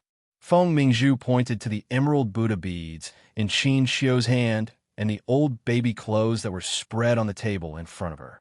"How long will this memorial ceremony take? Will our family live under the shadow of accidentally dropping the child into the sea for the rest of our lives?" Hearing her words, Grandmother Feng's face suddenly darkened. "Child, how dare you?" Grandfather Feng said angrily. "This year is your sister's 18th birthday, and it has been 17 years since she sank to the bottom of the sea. If she is still alive, today will be her coming-of-age ceremony, just like your coming-of-age ceremony. She should have the same glory as you. After all, you are the granddaughters of our Feng family. But now that she is gone, can't we hold a memorial ceremony at home? You're so angry just because we hung 2 rabbit lanterns. Do you want our family to lose their memories and completely forget about your sister? I really hope that the whole world can forget about her. Then perhaps there won't be such a big joke that Li Nanheng wants to marry our second daughter's cenotaph. I'm that big joke." Feng Mingzhu clenched her hands tightly. "Mom, I'm also your daughter. Can't you put all your attention on the living? Do you have to spend so much energy thinking about someone who has been away for so many years? Today is your sister's 18th birthday. 18 years ago, when she was born, our family was very happy. At that time, you were very young and ignorant, but you also knew to surround the bed and laugh that you had a sister. We just want to commemorate her on such a day. As for other things, let's talk about another day." Grandfather Feng frowned. Feng Mingzhu rolled her eyes at the 2 white rabbit lanterns hanging outside, picked up her bag, and went upstairs. Her footsteps were so fast that it was as if all the people who were mourning the second daughter of the Feng family were lunatics. No wonder Mingzhu doesn't have any feelings for her sister. At that time, Mingzhu was still young and didn't have a deep impression of her sister. Although what she said was a little too much, there's no need to take it to heart. Recently, she has been unhappy because the Li family broke off the engagement. Just give her some time. Grandmother Feng's expression softened. She sighed and said softly. Qin Xiu, who had been kneeling in front of the Bodhisattva, closed her eyes. After so many years, she didn't love Mingzhu less, but she didn't put all her love on her. She often thought of her second daughter and would be sad. Every year, on this day, she would worship at home. After all, this was the poor child's birthday. However, in Mingzhu's eyes, her selfish thoughts and guilt towards her second daughter were very disgusting. She sighed, looked at the old clothes in front of her, and couldn't help feeling sad. Los Angeles, night market. The shopping was not over yet, so Feng Ling couldn't return to the base for the time being. The hotel near the night market was not expensive, so she found a quiet, inexpensive, and good place to stay. She didn't eat anything in the evening and was hungry at around 9 o'clock. She walked out of the hotel and walked around the night market, looking at the things on both sides of the street. However, in a few days, there would be an important inspection in the base, so she couldn't eat randomly in case she got a stomachache and affected her performance, so she bought a small pizza that looked good to eat. There were too many people in the pizza shop, and there were no empty seats. Although the air was cold tonight, there was no wind. She took the pizza box and sat on a staircase in the middle of the night market. She took out the pizza and ate a few mouthfuls of the mineral water. From the corner of her eye, she saw a large cake shop not far away. Many young mothers and their children were buying cakes of various colors and flavors in the cake shop. They were full of happiness. Feng Ling looked at the various cakes in the cake shop window and bit the pizza in her mouth. When she was about to reach out to pick up the mineral water next to her, she touched nothing but a man's leather shoe. She paused, turned her eyes abruptly to look at the shoe she had touched, and then looked up along the man's black trousers. When she saw Li Nanheng's cold face, she suddenly felt her palms were hot and drew her hand back in fear. Li Nanheng looked at the crowd around him indifferently and then glanced at Feng Ling, who was sitting on the dusty stone steps and eating a vegetarian pizza. His cold and indifferent lips curved up when she didn't see it. He slowly walked down the stairs until he was many steps lower than where she was sitting, turned around, and looked at Feng Ling, who was sitting there. The base asked you to come out to buy, but didn't limit your expenses. There are places to eat everywhere. Why are you sitting here and eating pizza? Feng Ling was expressionless. I didn't want to eat dinner, but I was suddenly hungry, so I came out to eat. She didn't ask why Li Nanheng suddenly came out. Anyway, he was the boss and could come and go as he pleased. No one could control him. She didn't ask how he knew she was here.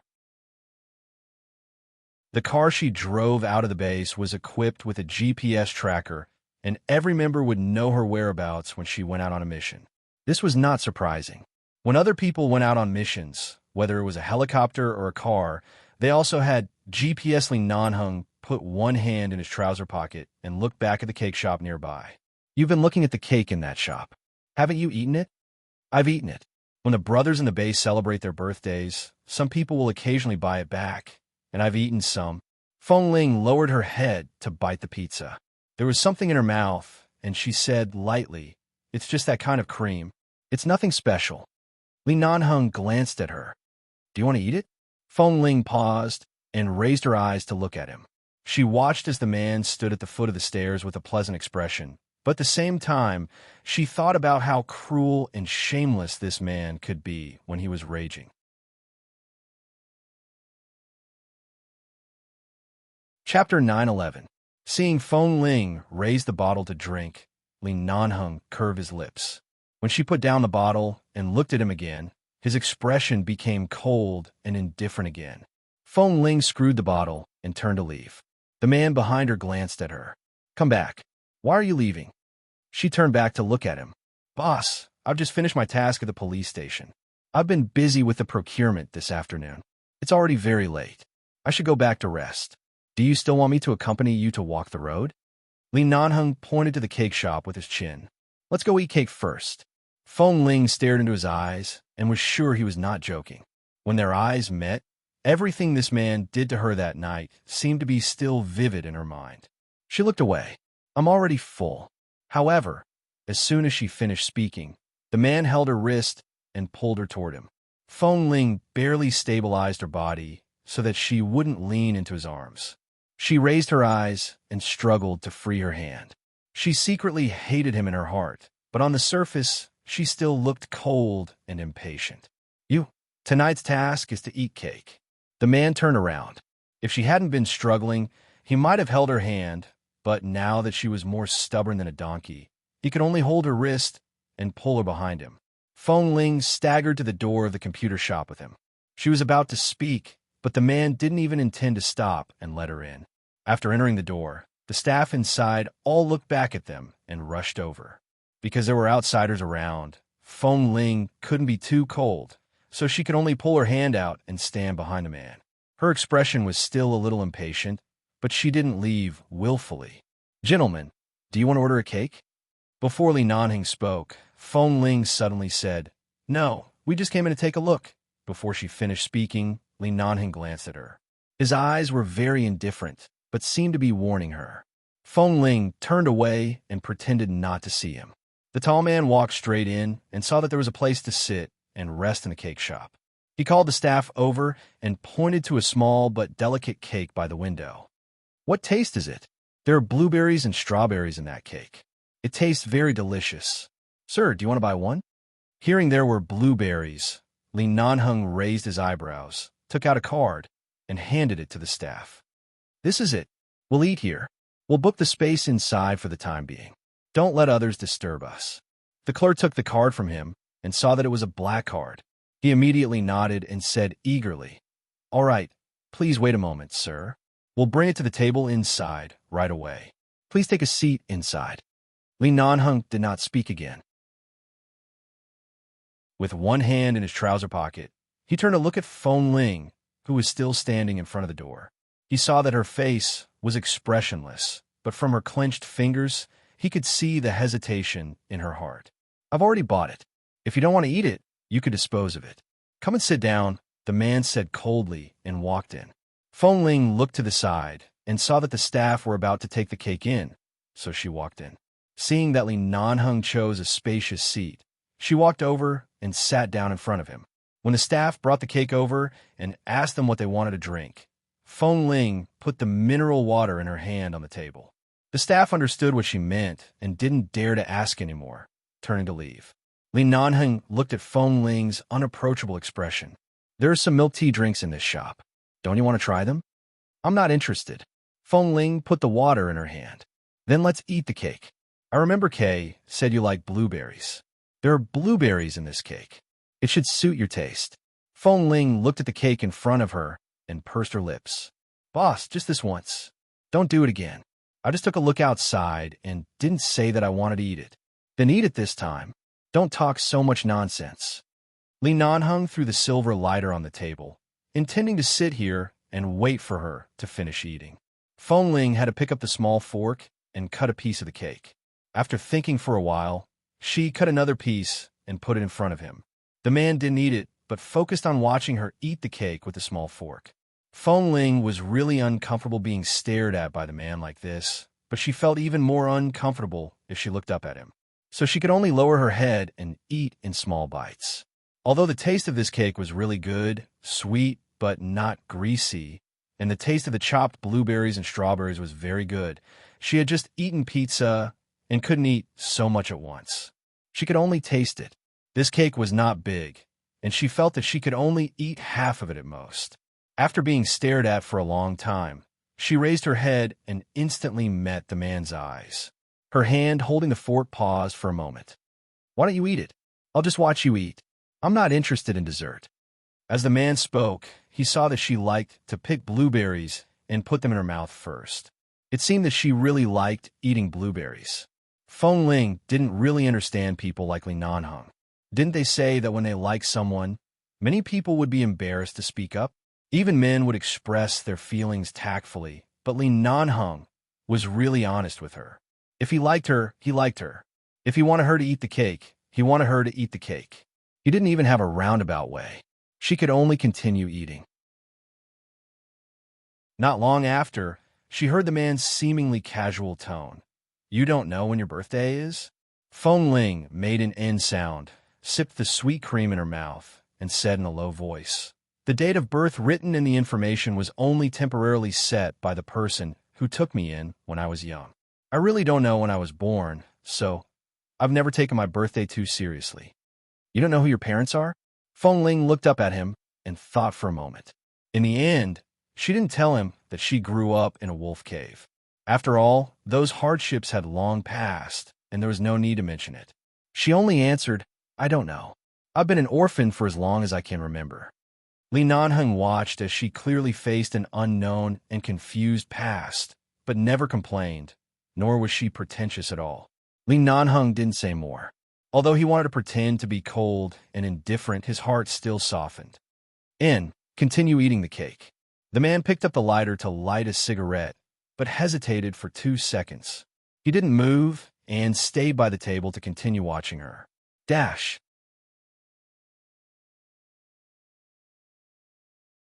Chapter 9:12. After leaving the cake shop, Feng Ling planned to go back to rest. But because of Nanheng's presence, she couldn't say it out loud. She was afraid that he would say that since they were both men, he could just stay in her room for one night. Thus, she passed by the hotel and the night market. She went back and forth several times, but Feng Ling never said that she would go back. He wanted to see how long she could hold on, so he quietly accompanied her around the night market. In the end, he bought a bunch of unnecessary things and carried them in his hands. There were more and more of them.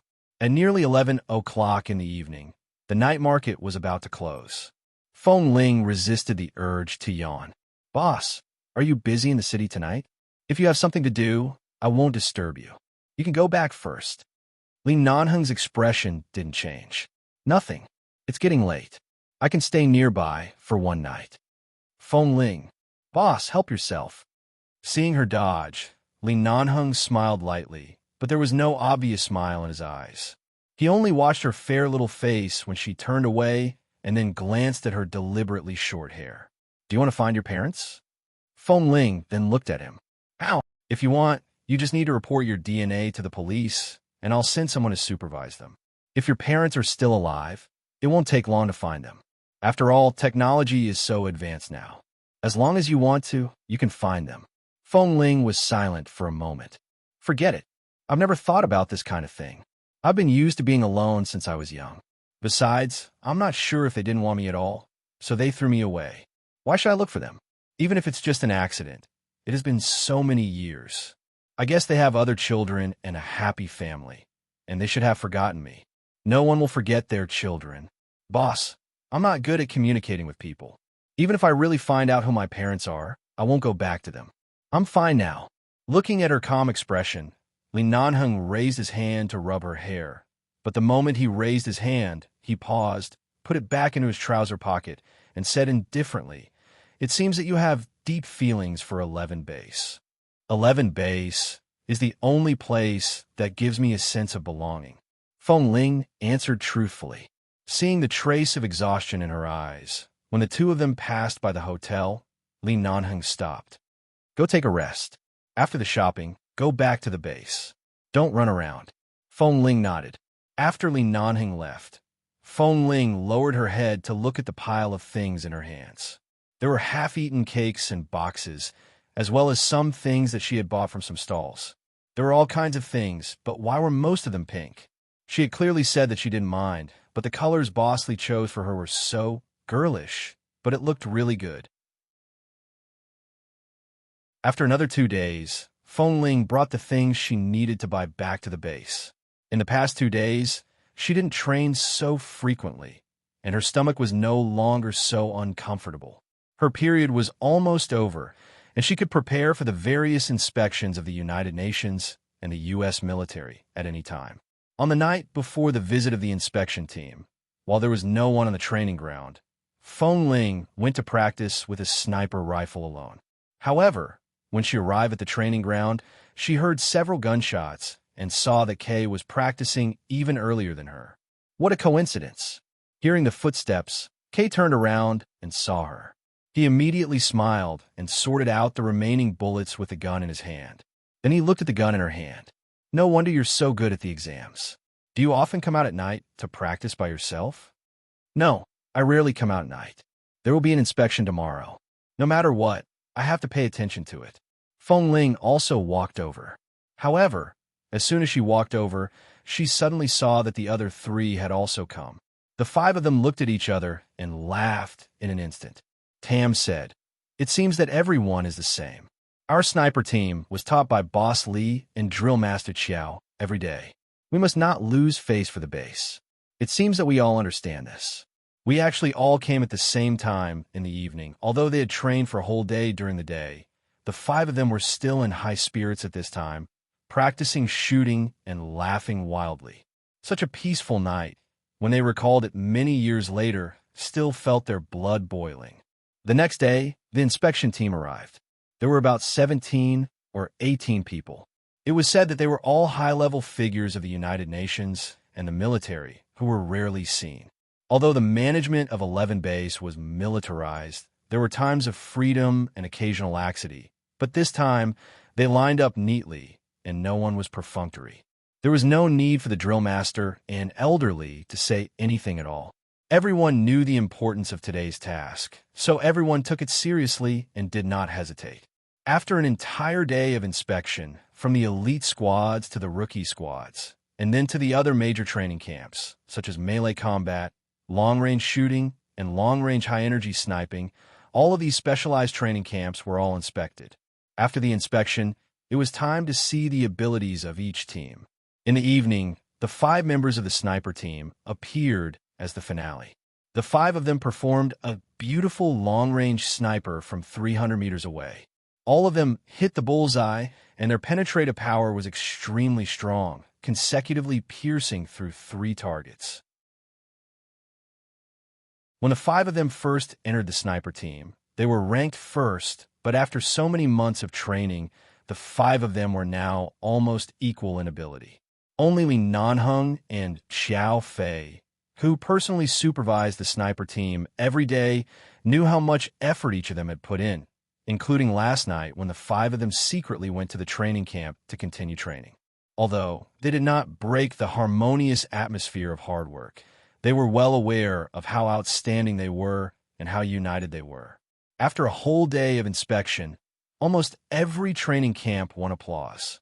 11 Base was indeed 11 Base. It did not live up to its reputation. The appearance of the sniper team was even more resounding. A certain leader of the United Nations, who had only occasionally applauded, couldn't help but clap harder when he saw the achievements of these 5 people.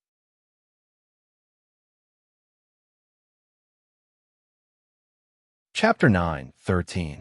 In the evening, at 11 Base's celebration party, the sniper team was praised by the leaders one after another. After 3 rounds of drinks, a very influential leader in the U.S. military named Danny Kin specially went to the table where the members of the sniper team were seated and sat down to speak with them. He even sat next to Feng Ling and praised her even more. From time to time, he would ask her how old she was and when she entered the base. In short, it was not difficult to see that this Danny Kin seemed to be very interested in Feng Ling. Feng Ling was not good with words, so she could only answer whatever was on her mind. Li Nanheng was chatting with someone at the table of the UN leaders. Glancing at Feng Ling's awkward situation, he smiled and said something to the person next to him, put down the glass in his hand, and turned to walk over. Mr. Danny Kin. As Li Nanheng approached, he casually patted Feng Ling's shoulder. At the same time, he turned to look at Danny Kin, who was seated by her side. Although these brats from the sniper team did shine brilliantly today, they are usually busy with training and missions. They aren't very good at socializing and are afraid of saying or doing the wrong things. They are even more reserved when sitting with someone of your status. Mr. Danny Kin, please don't take it to heart. Ha, I don't mind. Danny Kin chuckled. He then glanced at Feng Ling, who appeared rather reserved. I'm just here to ask this little brother how old he is this year. He doesn't look old, but from his performance today, I can tell he's very outstanding. Feng Ling nodded. Li Nanheng curved his lips slightly and pressed his hand against Feng Ling's shoulder. Only then did Feng Ling react. She immediately stood up and said, Mr. Danny Kin, I'm sorry. I need to go to the bathroom. Let our boss sit here and accompany you for a few drinks. With that, she got up and looked at Li Nanheng's eyes. She understood what he meant. He wanted her to leave first, lest it would be too embarrassing to sit here and chat with him. She really didn't know what to talk to him about. At this moment, she was also grateful that Boss Lee could understand her mind. She looked at him inconspicuously and quickly turned to leave. Li Nanheng sat down, poured 2 glasses of wine, and drank with Daniken. At the same time, they chatted about the base, but the topic eventually returned to Feng Ling. After Feng Ling returned from the restroom, Daniken turned to Feng Ling and said, "The U.S. military sniper team also goes through very professional training. This year, we just recruited a batch of new recruits. They're not very old, but they're all very impetuous and not easy to manage. I see that little brother Feng Ling is about the same age as them, but he's already so accomplished. If we invite him to train with our sniper team for 2 months, he should be a very good role model." Hearing this, Li Nanheng's expression did not change, but there was something in his eyes. He put the wine glass on the table. Feng Ling and the other 4 members of the sniper team also understood Daniken's meaning. He wanted Feng Ling to help the American sniper team, taking the outstanding members of 11 Base to the military team. If they wanted to poach them, wouldn't their purpose be too obvious? Seeing that Feng Ling's expression did not change, Daniken said again, "Little brother Feng Ling, you don't have to think too much. We just hope that you can go to our team and set a good example for the new members. We'll let you come back in at most 1 or 2 months. Although we do admire you very much, of course, we don't have the guts to poach someone from Mr. Li's team." "Don't you think so, Mr. Li?" Daniken looked at Li Nanheng beside him with a smile. Li Nanheng curled his lips indifferently. It seemed to be a smile, but there was no warmth in his eyes or voice. "Mr. Daniken, you must be joking. It's not that I'm arrogant, but if someone really wants to poach someone from my team, I'm afraid it won't be so easy." Daniken looked at the 5 members at the table with a smile. "Really? If the U.S. military offers better treatment to the 5 members of the sniper team, won't you consider joining the military team?" The 5 people at the table looked at each other and didn't speak. Did they think they were stupid? No place was better than 11 Base, especially the place of these Americans. They were too self-righteous and thought that everyone in the world wanted to join their army. In fact, every member of 11 Base was quite disdainful of them. They didn't know where they got their confidence from, but they didn't speak.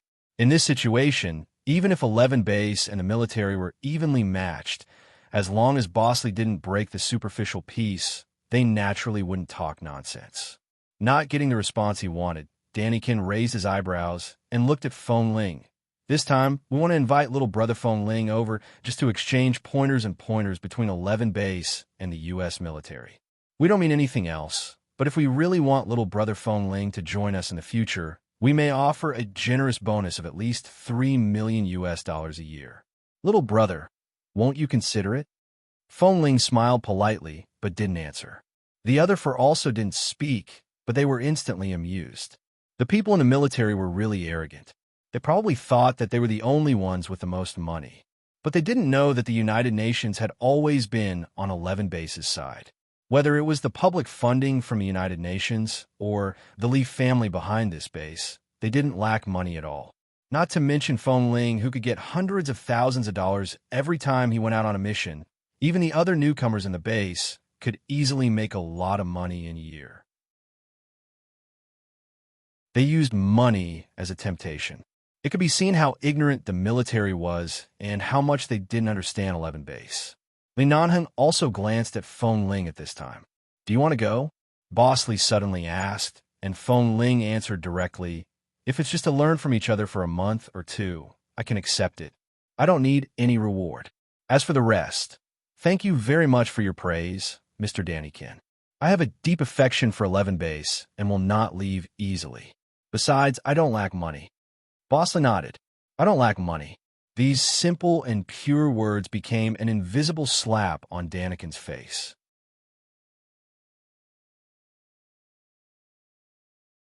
Chapter 9:14.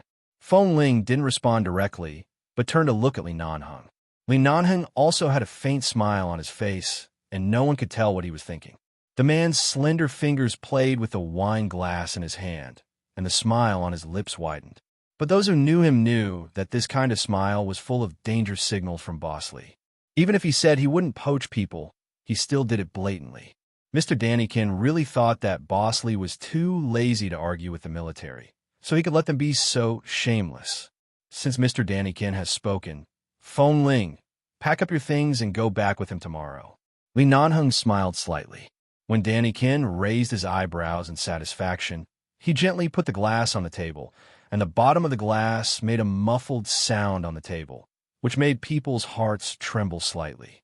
He still said calmly, "In order to express the sincerity of our 11 base, it seems that only sending Phone Ling to show our sincerity is not enough. Kay, you go with Phone Ling tomorrow." Kay immediately understood what Boss Lee meant and said, "Okay." Danny Kin chuckled. "Why? Mr. Lee, are you still worried about our military? You're worried about taking one away, so you send another to watch over her?" Kay said with a silly smile, "Mr. Danny Kin, don't get me wrong. Our boss has always been such a generous person. When he gives gifts to others, one is enough, but he just has to give two. You just want Phone Ling to go to your place to compete with the members of the military sniper team, so you just bring me along. In fact, I'm really honored." Danny Kin put on a fake smile. "It seems that Mr. Lee is really generous." Li Nanheng smiled and stood up. When he walked past Danny Kin, he patted him on the shoulder from behind, as though it was a gesture made between men to express their deep friendship. However, the strength of his palm seemed to be a silent warning. "Excuse me." The man's voice rang behind him, and he returned to the previous table, leaving the table in silence. Just now, they were still talking to Mr. Danikin, but now they obviously received a hint from Boss Lee that Mr. Danikin's purpose should not be so simple. So the table was silent at this moment. Everyone ate and drank, but no one paid attention to Danikin, who still wanted to talk to Phone Ling, seeing that he couldn't get any benefits here. Danikin simply drank with them, and then got up with a smile and returned to his table. After returning, he said something to a very fat military leader at the table. The fat leader looked back at them, and then at Phone Ling's back. He didn't say anything, but nodded as if he was very satisfied. Seeing this scene, Kay immediately turned to look at Phone Ling, who had been eating in silence. "The military invited me, so directly, and said so officially. I have to go, but boss sent me to accompany you. They must have other plans. They asked me to accompany you and help you at any time.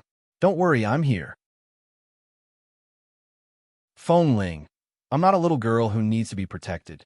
Boss must have his purpose for sending you with me, but it can't be to protect me." Kay Tutate, "You don't understand. Even if you are not a woman, Boss has always regarded you as a little girl who needs his protection." Phone Ling immediately squinted at him, and Kay glared back at him. "You don't believe me? Boss usually treats you very well. Kay, there are so many people here. Don't talk nonsense again." Phone Ling warned him in a low voice. "Tut, every time I tell you these things, you don't believe me. It's common for men to like men, especially in the United States. Even the military leaders have such people. Don't you believe me?" Kay said, and quietly pointed to the fat leader to whom Danikin had just approached. "It's this one, the commander of the military front line. What's his name? I forgot. Oh, just call him Fat Commander. He likes men. I heard that he has a crush on several men in some military teams." Speaking up to this point, Kay's expression suddenly faltered. He lowered his voice and leaned close to Phone Ling's ear to say, "Shit, could it be that damn fatty has taken a fancy to you?" Phone Ling's hand paused and looked at Kay hesitantly. She didn't know much about these things.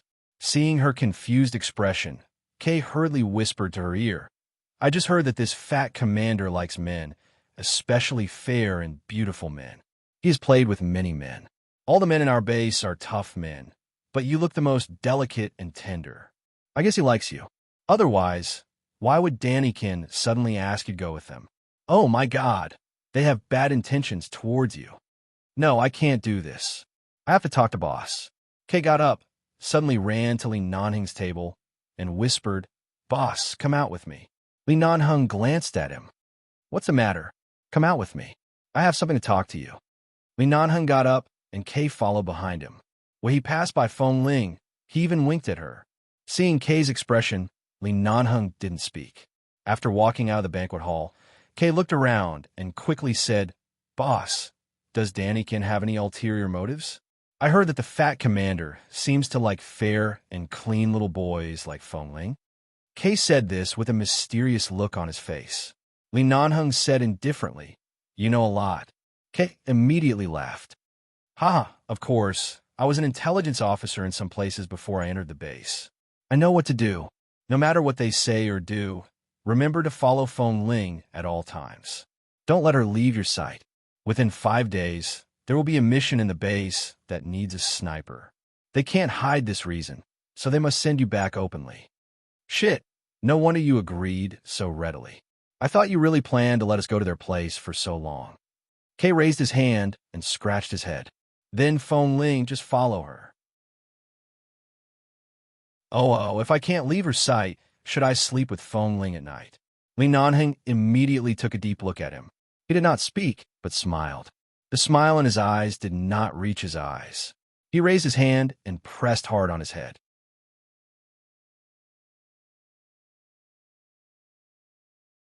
Chapter 9:15. In the banquet hall, Feng Ling's table didn't only attract the attention of the military leaders. Several members of Team 3 had been wondering whether Feng Ling was a man or a woman since some time ago. These suspicions and news first spread like wildfire from Team 3 and then gradually spread throughout the base. Others might have only been curious and suspicious at first, but after 2 days, they forgot about it and didn't take it seriously anymore. After all, Feng Ling was still Feng Ling, and they didn't see anything wrong with her. However, the members of Team 3 often chatted together. As time passed, the question about Feng Ling's gender seemed to have become a knot in their hearts. As long as they didn't open this knot, they couldn't help but want to see her. Just now, Mr. Danikin first went to Feng Ling's table. They didn't know what they talked about, and then Boss Lee also went over. No matter how much attention this sniper team received, the gap between them was too big. The members of Team 3, who were left behind by Team 1 and Team 2 and the sniper team because of their performance, abilities, and various reasons, couldn't help but look in Feng Ling's direction.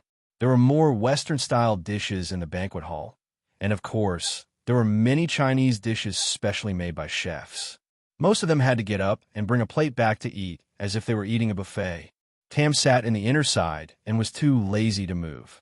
When Feng Ling got up to get some fruit, he handed his plate to her. Help me bring 2 fried chicken breasts back. Feng Ling took the plate and went over. She had just put the fried chicken breast that Tam wanted on the plate, cut it piece by piece with a knife, sprinkled the seasoning, and was about to turn around to take it back. Suddenly, from the corner of her eye, she caught a glimpse of the gazes coming from the table where Team 3 was sitting. She knew that some rumors had come from Team 3 and knew what they were looking at. She didn't turn around to look at them and turned to leave. However, after taking a few steps, she clearly felt the sharpness of their gazes. Then, her gaze froze and her eyes turned cold. She quickly dodged the legs of 2 of them, and before they could retract their legs, she pretended to lose her balance and deliberately stomped and kicked their ankles. In an instant, the 2 of them were in so much pain that their faces turned pale, but they didn't dare to make a sound in public. They could only endure the pain and press themselves against the edge of the table. Only then did Feng Ling turn to look at the few people on the table. She curved her lips coldly, but her smile did not reach her eyes. Sorry, I didn't stand properly and almost fell. Are you all right? The 2 members of Team 3 endured the pain in their ankles, their faces pale and their voices muffled, but they didn't say much on the surface. They just shook their heads and said, "No, I'm fine." Feng Ling smiled and looked away. "It's good that you're fine." She was about to walk back when she saw another person suddenly stand up with a full glass of wine. Then, he imitated her posture of almost losing her balance. Looking at the angle at which the glass was tilted, it was clear that he was going to pour all the wine on her. Feng Ling took a big step back and then raised her leg, seemingly inadvertently supporting his abdomen with her knee when he fell down. She seemed to want to help him, but in fact, at the moment when the other party fell down, she used this posture to hit his abdomen hard with her knee and at the same time kicked his arm hard with her leg. The full glass of wine in the man's hand suddenly spilled on the head of the member of Team 3 next to him. At the same time, he instantly lost control and fell to the ground, falling together with the broken pieces on the ground. One of them was drenched with wine, and his entire face changed. The other fell heavily to the ground. Before the two of them could react, Feng Ling had already walked past them as if nothing had happened. At the same time, she said coldly, "Be careful." No one knew if these words were to remind them to be careful here or to remind them to be careful in the future. The other members of Team 3 sitting around the table looked at each other, and then at Feng Ling's back as she walked away indifferently with the plate in her hand, and their faces immediately turned green with anger. Xiao Fei was just by the side.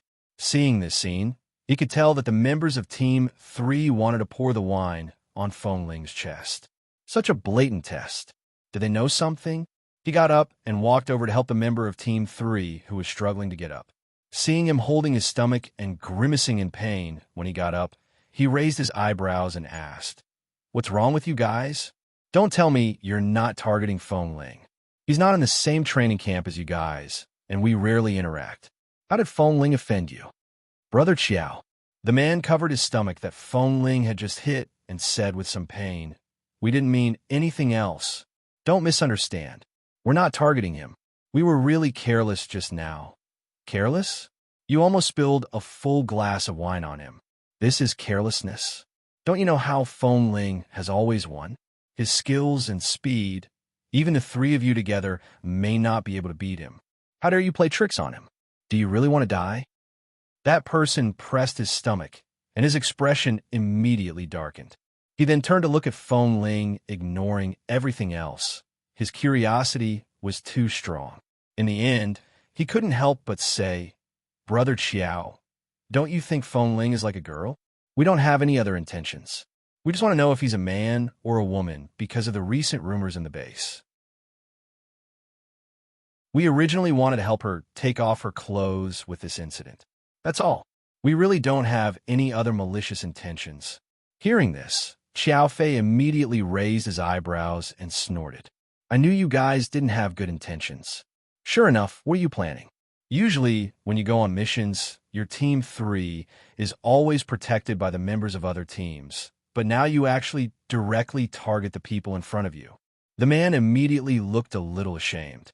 "No, I'm really curious. There's nothing to be curious about," Xiao Fei said coldly. Xiao Fei coldly and indifferently said, "I've been in the sniper team for so long. The last 2 times Feng Ling needed medicine, I personally took off his clothes and applied medicine for him. Aside from his fair and thin appearance, he's a pure man. You don't have to keep guessing. The base is filled with men. Don't do those things that only women do." Hearing this, the other members of Team 3 immediately got up and came over. They leaned over to Xiao Fei and asked in a low voice, "Is he really a man?" You're tuning in to the Romance Rendezvous YouTube channel.